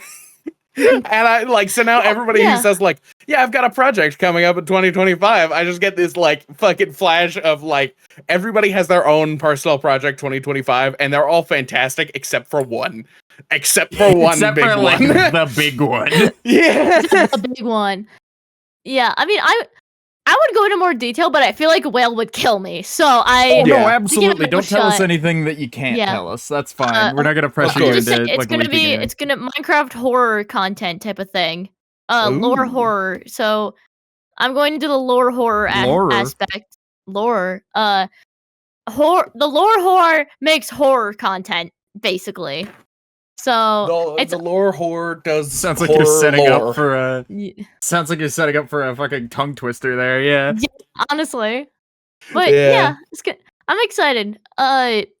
We hope that it'll be out before TwitchCon EU. That's our hope, is that first episode will be out before that. So yeah, I'm very excited. And then of course I have some Willow plans for 2025 having to do with my Willow character.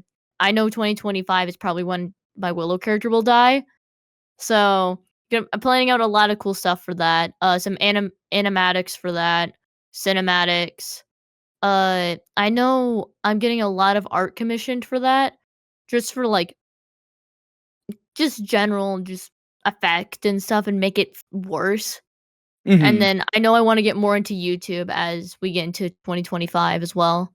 Kind of expand out instead of just exclusively Twitch.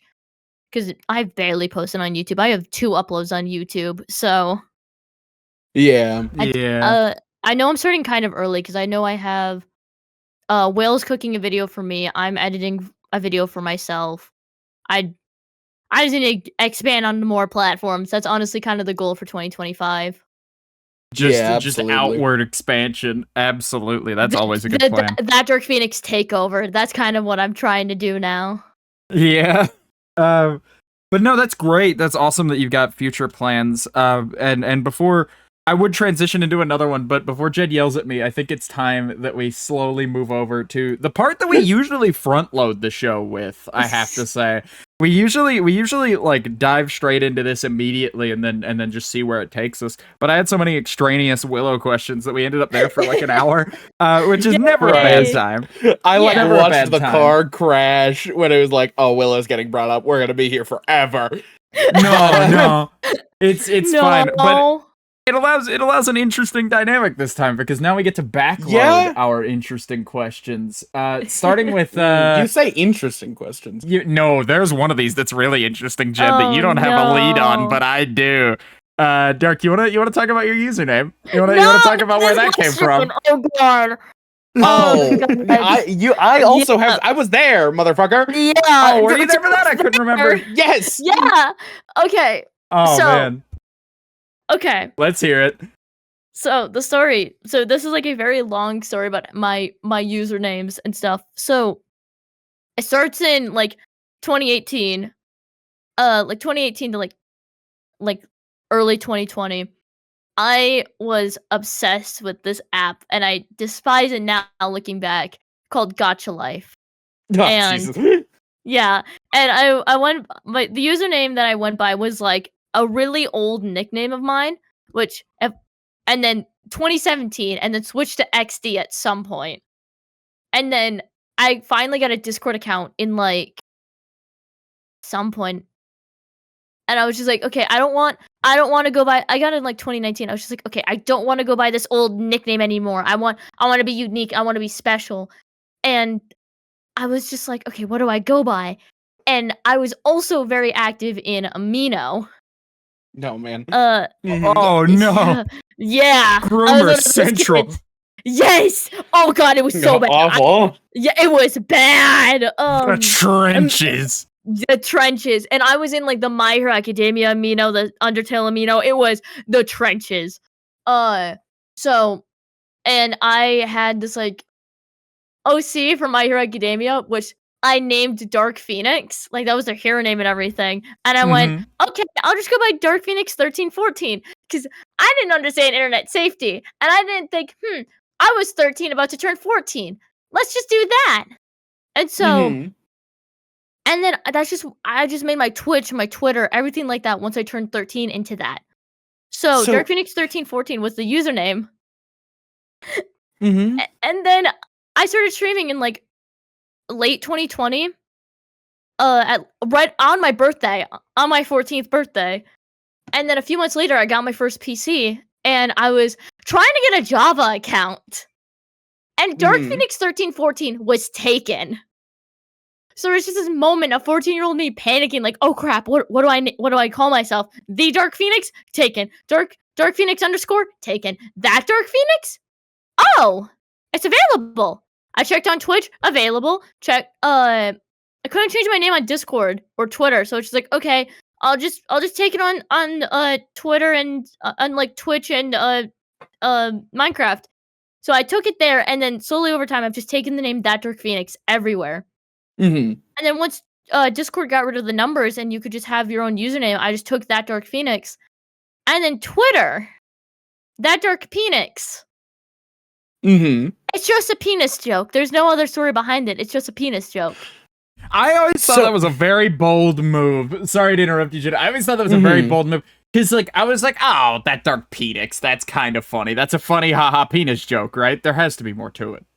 There has to be more to it than that. There is a bit more. There was a server that a bunch of my friends were on that I wasn't on. And I made the joke to one of them, like, hey, build, like, a penis in my honor. As, like, a joke. And so, they named it the DarkPheonix Penix. And they proceeded to start calling me They started calling me Mr. Penix as a bit, as a joke, for, like, years on end. And I was like one day just saying like, man, I don't really want my Twitter to be that to be DarkPheonix 1314 anymore. And I went, what could I do? ThatDarkPheonix was already taken, and I just kind of went, would Twitter flag me if I did ThatDarkPheonix? Typed it in, and it allowed it. And I went, it'd be really funny. It would be really funny. And I pressed enter, and I never looked back. Yeah. Damn, I always thought that was like a crazy bold move for just like to like and finding out how young you are afterward really made it click for me. I was just like, oh, okay, that's why. But like, yeah, I like at the time I was like, oh, holy shit, just like commitment to the bit to no end. I can't believe it. Just like permanently attaching yourself to a dick joke of all things. You say this, Vox, and yet our personal group is called the Kumba Zone. Okay, well, all right. Okay, yeah. that's different. That's different. Look, that's how not is my it personal different? identity. Look, That's not my personal identity, first of all. Okay, Yeah. fair, fine. Okay, to be fair, I also have ThatDarkPheonix on YouTube as well, so... Yeah. Oh, wow. So, I just need to get this clarified. This has nothing to do with the X-Men character, the Dark Phoenix? No. Not I can't at all. believe this shit. I'm flabbergasted. No, it was literally just I just opened a name on My Hero Academia OC, DarkPheonix. And I was just like, oh, that sounds cool. And then I learned later, like, cause like I figured out like a few months later, I was like, fuck, Dark Phoenix, the X-Men hero. Oh. So, yeah, it had Unfortunate. nothing to do with that. It was just my, like, 13-year-old brain being like, Dark Complete Phoenix sounds coincidence. cool and edgy and awesome. Christ. I think that's so funny. I think you might honestly have Chalubi beat. What do we think, Jed? What do we think? No. No, I'm sorry. Chalubi's still Chalubi's crowned name king of Chalubi had weird like, origin stories. Dude. Chalubi had like twists and fucking turns to his story, dude. Like, yeah. And like it was the fact that you and I were so close to figuring it out before he could tell us, and we just like we went on the like the bad timeline where we didn't watch Monsters Inc. But oh man. All right, so to our questions. Yeah, right. Back to it. to our line of questions. Jed gets to ask his first question of the episode. Thank God. Which Vox also fucking accidentally stole a couple from me because he's no, go ahead. Gluttonous beast. Ask your question. I'm not gonna steal another one from you. All right. What made you? All right, everybody, and that's our show for the. I'm fucking leaving the call. I'm leaving. No, don't leave the call. Don't leave the call. It'll fuck everything up, please. I don't know Vox fights about it. Okay, all right. Ask your welcome question. to Vox. I get cut out of the name. I can't believe this. You left. I'm just gonna like, scribble it out. Oh, right.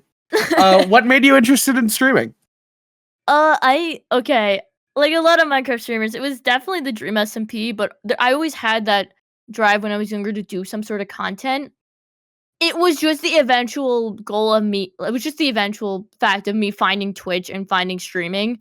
But I always liked picking up a camera and just recording me and my friends doing stupid shit. Like when I was younger, me and my friends did an entire, like the friends I had growing up in my childhood neighborhood, we would just like, I'd pick up an iPad and we just record like the stupidest like shit. We had like an entire like series of like My Strange Addictions and stuff that were completely unedited. So it'd just be me like walking around with the iPad, just like recording. We'd upload it to YouTube and thought it was the coolest shit ever.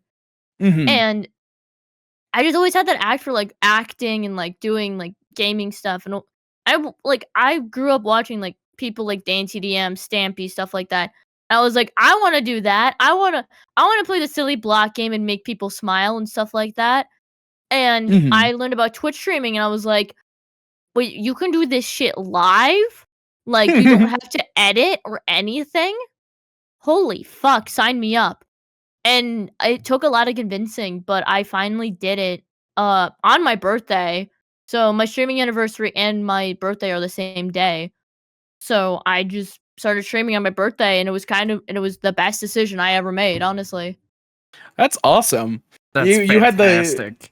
You had the Vox timeline of being a creator, of doing it since you were young. I had a friend who was like you guys, who he just loved like recording things, and he wanted to do a YouTube channel, and we ended up filming like 3 or 4 different Walking Dead themed videos, and it was silly and it was fun. And they're gone. They never made it to the internet, thank God. Pretty sure mine are still floating around somewhere. Yeah, that's the thing. I still have all of mine. I've been making things on the internet since I was 8, and I've uploaded all of it, and it all still exists out there. It's not public. It can't be found publicly anymore, but I have it all privatized on like YouTube channels and forum pages and things like that.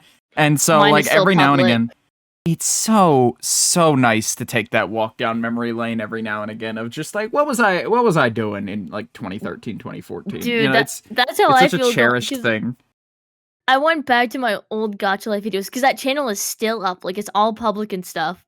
And I went back to it, I'm like, this is so shit. But also, I know I was having a blast doing this. Like, it's just that fact of, it was awful. Like, I hate Gacha Life stuff so much. And I'm still like a button of a joke about it. And it's really funny. But it's like, that was just a simpler time when I was before COVID, before everything went to shit, and before I started Twitch streaming, and it was like, oh, like the little humble beginnings that are like super sweet. When younger me shouldn't have been on YouTube. Those videos that Vox is talking about though have become an inside joke about like fucking Vox's FNAF 2 what was it? The FNAF 2 you called Like, it I know what I was something. doing. I know what I was Review. doing. I know what I was doing on the day of FNAF 2's release. Like, it's Yeah. just like there are memories that I wouldn't have, and it's so nice. It genuinely is. Like, and as much as like Jed likes to poke fun, it's just like, yeah, and I'll laugh at that shit. You were too, passionate all about day. it, dude. But like, I don't know. It's just it's so nice to like, what's good? What's going on? Like, what was I doing? You know, and it's really a sight to behold. Genuinely, though. Yeah. But no, yeah, I wouldn't. It's like my equivalent of like little like childhood home movies, because I don't really have a lot of those, but I do have all the like dumb little YouTube videos I made in my childhood bedroom, and it's like, oh man, that's always going to be something to look back on and to love. Anyway, where are we going with this, Jed?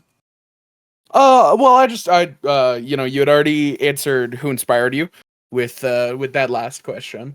So there we go, taking another fucking question from me. I can't believe this shit. But so your OC is it just like you, or who is your character? Is that a Gacha Life character? Now that you say it. Oh shit. No. Okay. Okay. All right. There's like a whole pipeline, because I've rebranded like multiple times. Because like, okay. in my brain, it's like I can do this more, because I'm still young, and I'm like changing up like my style, and I'm still figuring out who the fuck I am. So I'm like, okay, it's kind of fine that I'm rebrand like once a year, but at least this version, I'm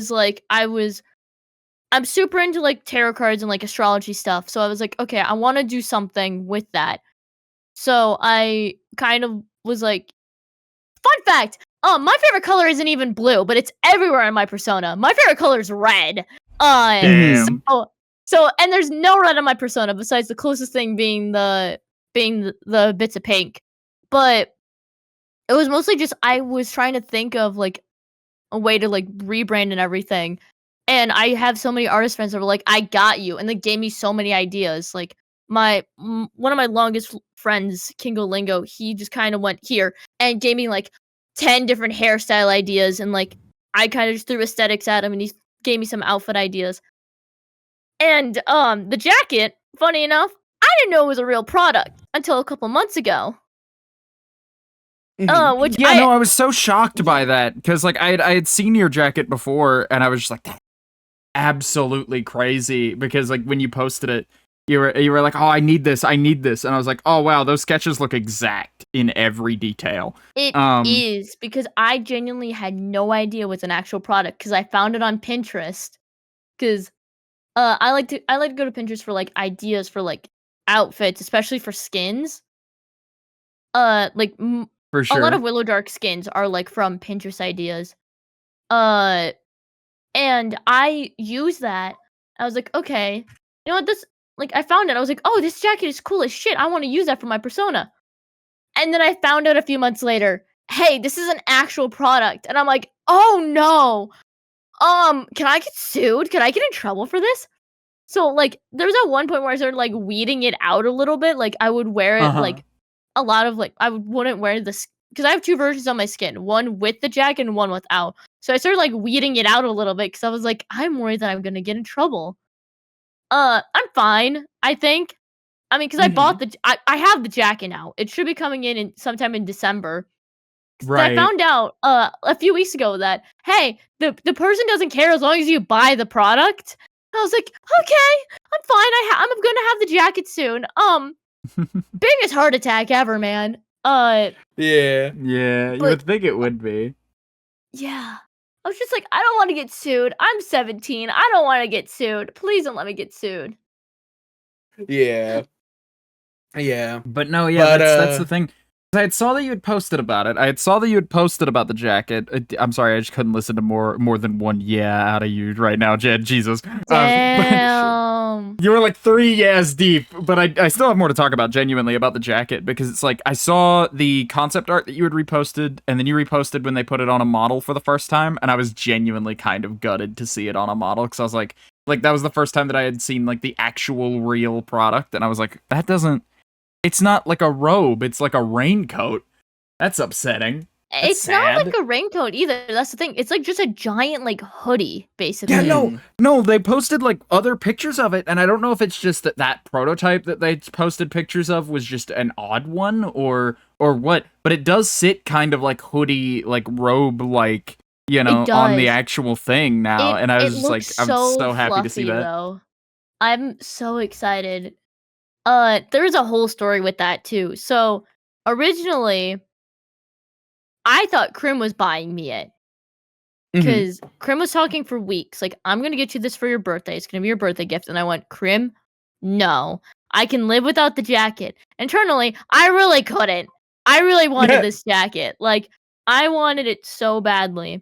But it was actually Riff that got it for me as a birthday present from not just him, but his grandparents also pitched in for it. So I was just like, That's what crazy. the fuck? Yeah, because there was a whole story. Riff, that jacket, over almost $200. That jacket was almost insane. Yeah, it is expensive. So, and I was like, do not buy it for me if you don't have the money. Do not buy it for me if you don't have the money. Please, I will cry. And yeah, it's like $160. But Riff, being the absolute maniac that he is, love him, but he's a maniac, bought into the Patreon to buy it a couple hours early to make sure that he got it. Oh man, so he spent extra money for that. It's so sweet, and I love him so much. I was so thankful, but also I was like, you didn't have to spend him. You didn't have to do this. Yeah, exactly. It's yeah. like, you don't gotta, but like, I was like, what the fuck? That's so but yeah, nice. It came out like almost a month ago, and I'm just like, I'm waiting for it to come in, and I'm so excited. I'm not gonna stop wearing it afterwards. I'm just so excited. Yeah, it'll be one of your like fucking wear it everywhere all the time jackets. It's great. Oh yeah, absolutely. Yeah. Definitely gonna be wearing it on stream like all the time. I mentioned on the show before that like all of the garments on my character, it's so funny. It's so funny because all of them are real except for the shirt. Except for the shirt. I have a company lined up that does custom printed button-ups, but they're so expensive. They're like $75 a shirt. And so it's like, oh man. But I want the exact fit and I will have it. It's just a matter of Dude, like, I can't look at it without seeing a hot dog anymore. Halo It doesn't look like a hot dog on comparison. Yeah. It doesn't look like a hot dog on anything but the Minecraft skin though. Yeah. No, you gotta understand. When Halo said that, I broke. I never thought about that. And I sort of it does look kind of hot dog-esque. I'll give you that. It really does. It does, and I just wasn't expecting it. Yeah. Little known fact about the outfit. That is an exact outfit. Damn near, not quite. I mean, the shirt is altered, but it is a very close outfit from the waist up to an outfit worn by Kramer on Seinfeld. And that's such a funny bit. Yeah. I'm trying to find it. I'll see if I can drop an image of it in the chat at some point before the show is over. But yeah, no, it's a really weird place to pull inspiration, but still. Jed, you got questions? You got more questions? Yeah, I've still got more questions. I can save us from this drought of questions as you have saved me from my drought of questions. Okay. So we already asked what's the story behind your RC. How long have you been making content? I think you had already said this, but did you want to go into that further or? It'll be 4 years and 2 weeks. Yippee! I've been doing it since the age of 14, and it feels so weird to say that. Oh yeah, wild. No. It's very insane being in the same boat. I didn't know we had so much in common on that front of like being in the same boat of like I've been doing this since I was 8. And people don't believe that typically, just off rip, because they're like, oh yeah, sure, whatever. And it's like, no, I have. Look, I got evidence. There are receipts. Yeah, I mean, it's. I say like doing content as more like I probably started when I was like maybe 12, 11. with the whole Gacha Life stuff. But I don't like being Dark Phoenix and doing all of it on like Twitch and stuff. I didn't start until 4 years ago. Like I was doing like little YouTube things with friends and like doing Gacha Life stuff like back in 2019, 2018. But I didn't start doing stuff as obviously Dark Phoenix till 2020.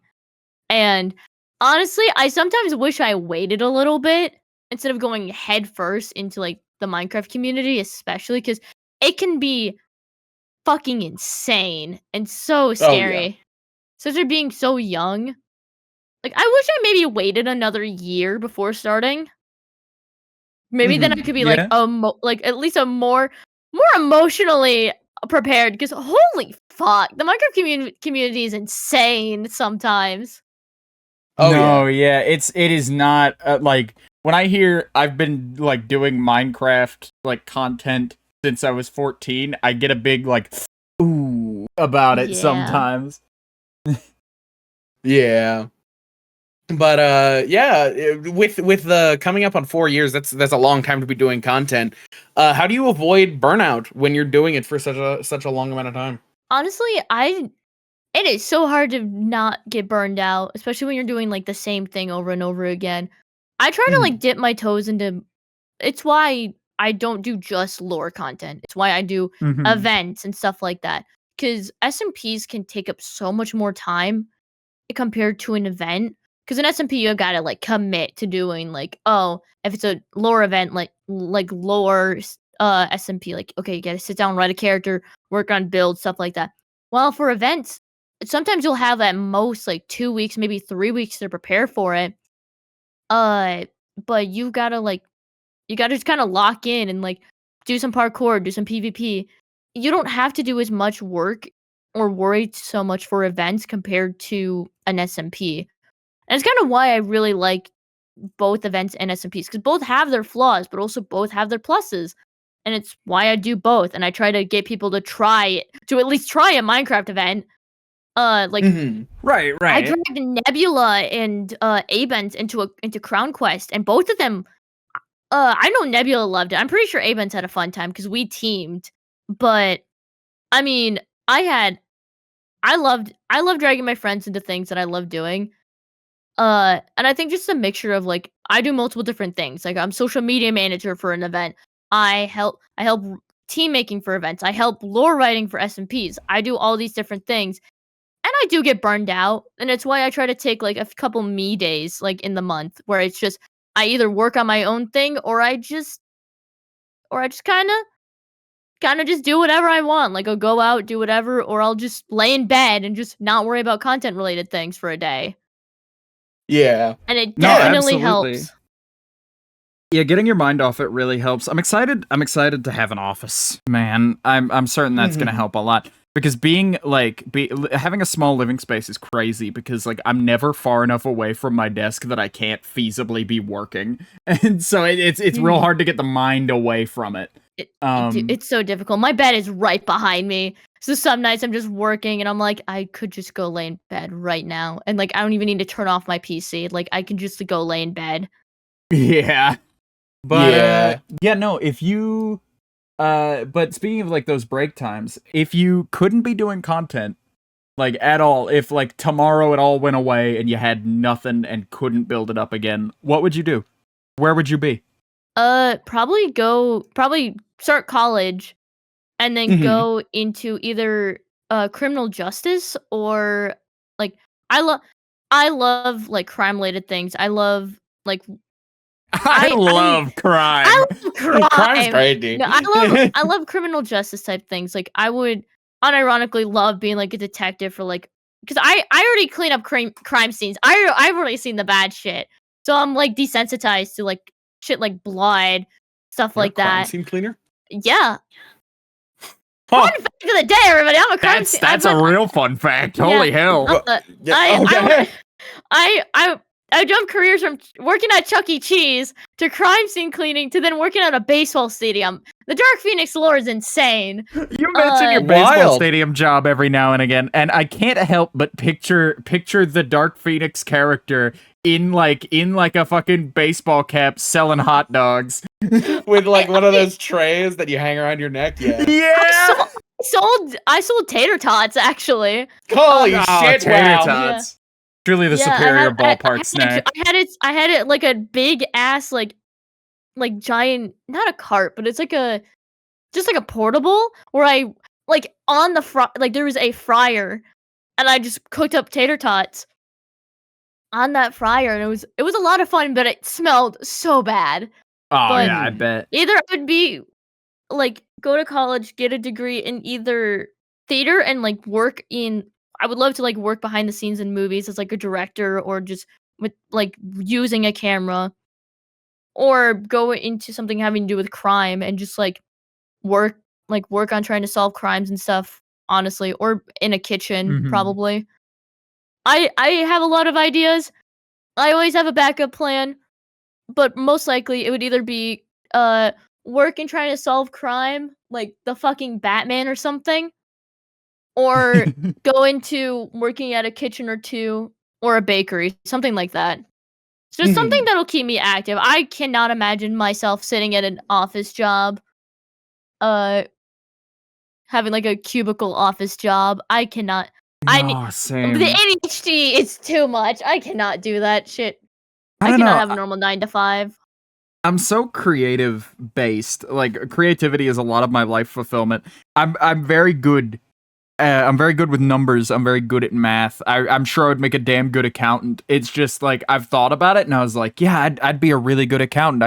I could probably like become the head of an accounting firm if I really wanted to, if I like really set my mind to it. But I wouldn't be passionate about it, and I would most likely end up throwing myself out the window of my nice top floor apartment, like just like straight out I go, you know, because I can't do that. I don't know how people manage it. It's just so like benign, and it's like there's some joy to the simplicity of it, but it's like, man, it is just not for me.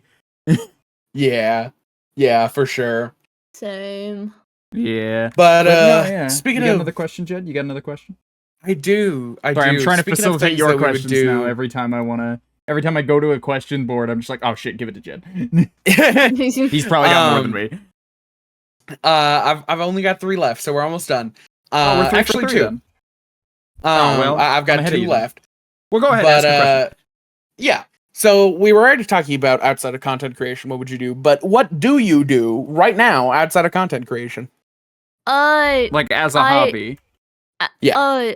Well, it's about to be cold outside, so I can't really do it. But behind the scenes, I do a lot of longboarding. It's just Oh.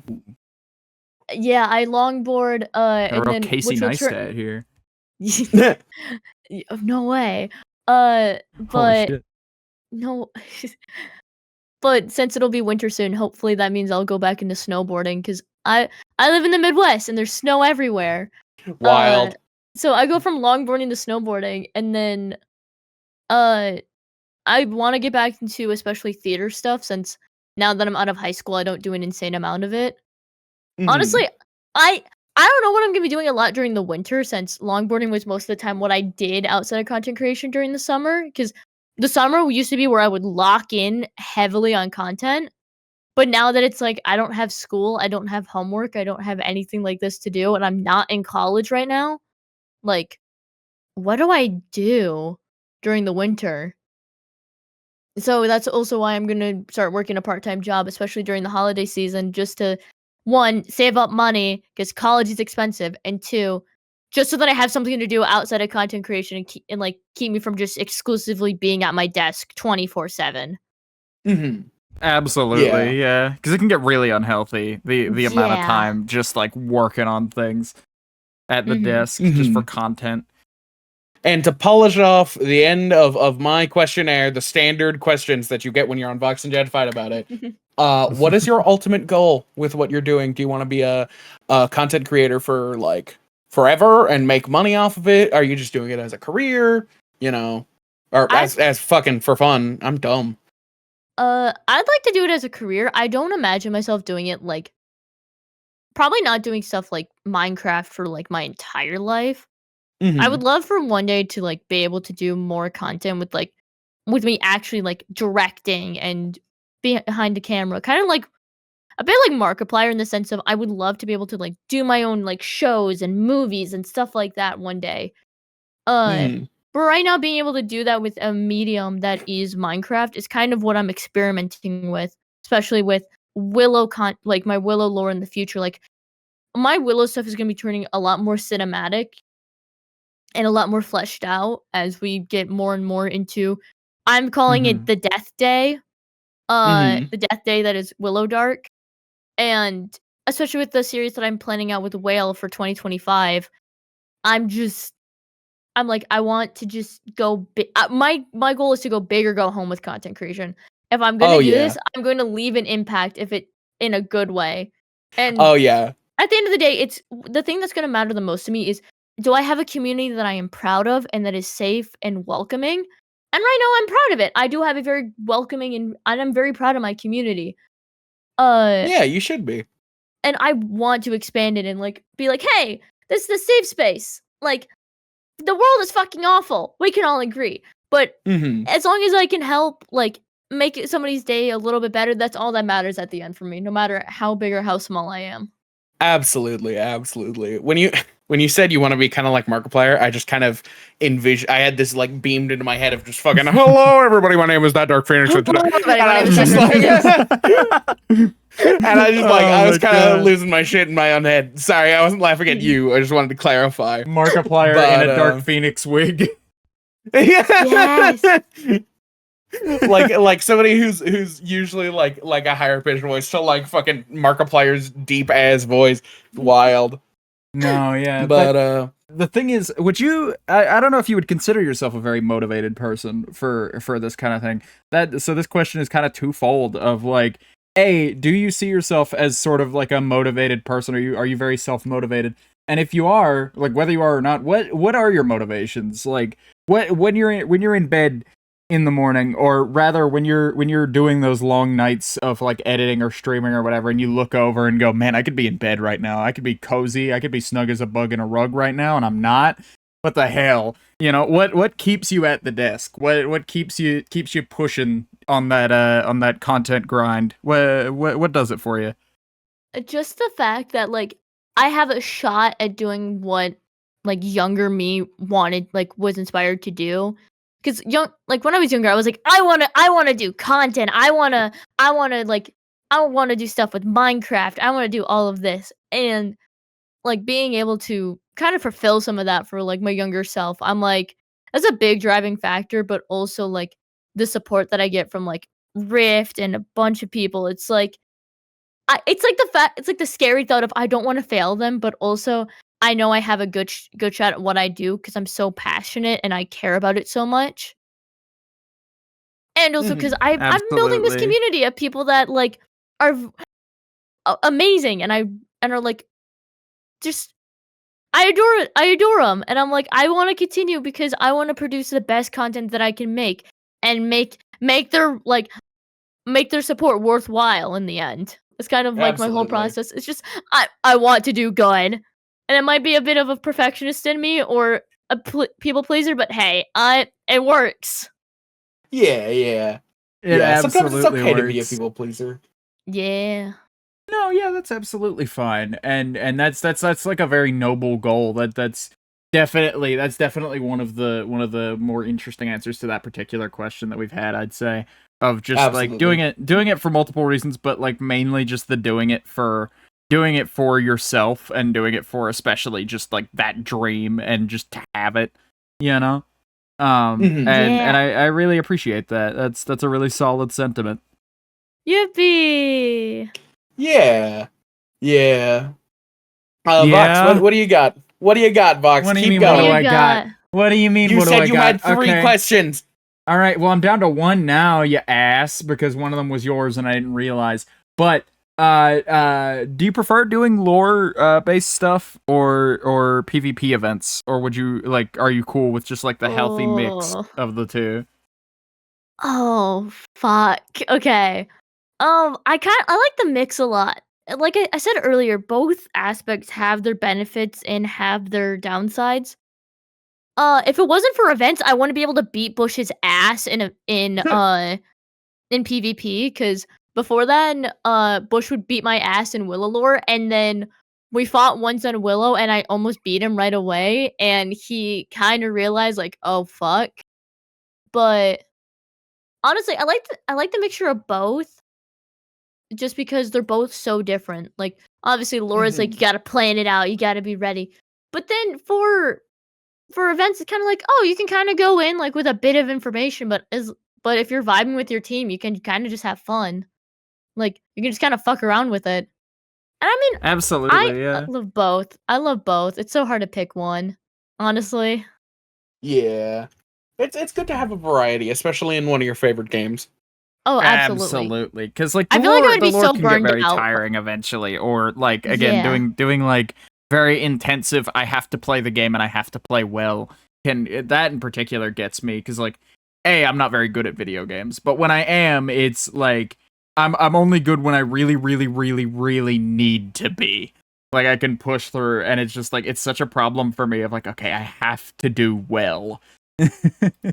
And so yeah, that's the thing. That's the thing about it that is so nice, is to have that balance. Like I completely agree with you there. Of like, you know, I didn't realize I was pitting like two things that you love to that degree against each other. Oh no! Until it was too late.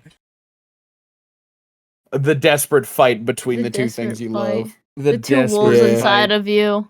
The Minecraft event and the Minecraft lore. Speaking of desperately fighting, I can't help but notice you didn't show up. You didn't show up for our web fishing stream a couple weeks ago. What's that about? I believe it. What's that about? Next question. You didn't show up for this web fishing No, stream. next question. You didn't show up to yesterday's web fishing stream Next either. question. Okay, third question. Will you be at next week's web fishing stream? If I'm not busy, yes. Awesome. This is some will you wear wigs ass bullshit.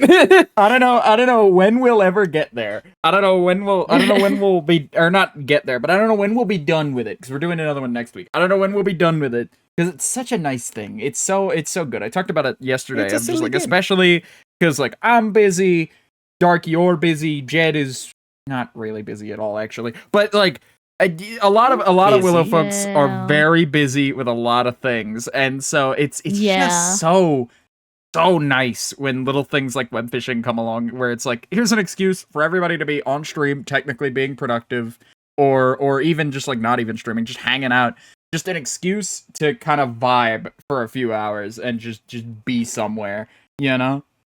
I'm really busy. I just do things earlier in the morning. What do you do? No, what do you do? What do I you had a heart appointment boy? today. Yesterday, well, that's not busy. I was fixing something on my truck. The day before, I was fixing something for my sister. It revolves a lot around my family. One item per day? Things. One item per day? No, call that these busy? are things that take multiple hours. Yeah, but still one thing a day. Okay, all right. I'm sorry, I don't fucking min-max my shit. I like to space things out. And also, there's only so much goddamn daylight, you dipshit. Yeah, I don't care. The daylight doesn't dictate when I'm awake, buddy. I don't know what can't to tell you. fix my car at night, you moron. Get a light in the garage. I don't park my car in the garage. It doesn't fit. This feels like an old married couple. This is great. People have said that get a so many smaller times. vehicle or a larger garage. Get a fucking, I don't know, man. Fuck you. I hate you. Do more things in your day. Anyway, but no, web fishing is fun. Web fishing is good. Yeah. You know what else is good? Wrapping the episode. Wrapping the episode is very good. I love ending an episode. I didn't realize we've been going for 2 hours. Oh yeah, we keep time here. We do very well to make the time fly. I think we're getting better, but we try. Yippee! We talked about Willow for an hour. We did, yeah. I was not expecting that. We're not beating the unofficial Willow podcast allegations. Really not. Dark, you want to do a plug? You want to do a quick plug? Give us like, do you have like a card or a link tree that we could link below or something?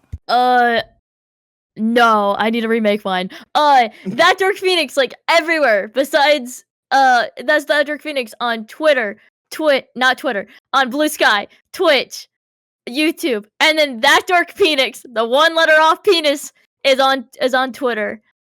Wow. Thank you. Yes. And you can You can find Dark on all those places. You could find the two of us at our my card and Jed's link tree down below. I'm gonna make you a card so that we can just say our cards. But like you can find us in those links down below. You can find the show on Spotify and YouTube at 3 p.m. Eastern Time on Sunday. That's when new episodes drop. There's a catalog of 25 episodes as of this one, I think. There's including this one, there are 25 episodes, the fourth of 100. Go check some of those out in the meantime. And always remember that that on Spotify it's fight with an uppercase I and fight. Joke's on you, I'm gonna fix that by the time this episode comes out. No, you have an excuse to fix it. Yeah. That's put a timer on it. Yeah. It has. Yeah. We'll see all y'all in the next episode. Yippee! Yeah. Yeah. Yeah. Yeah. Yeah. Yeah. Yeah.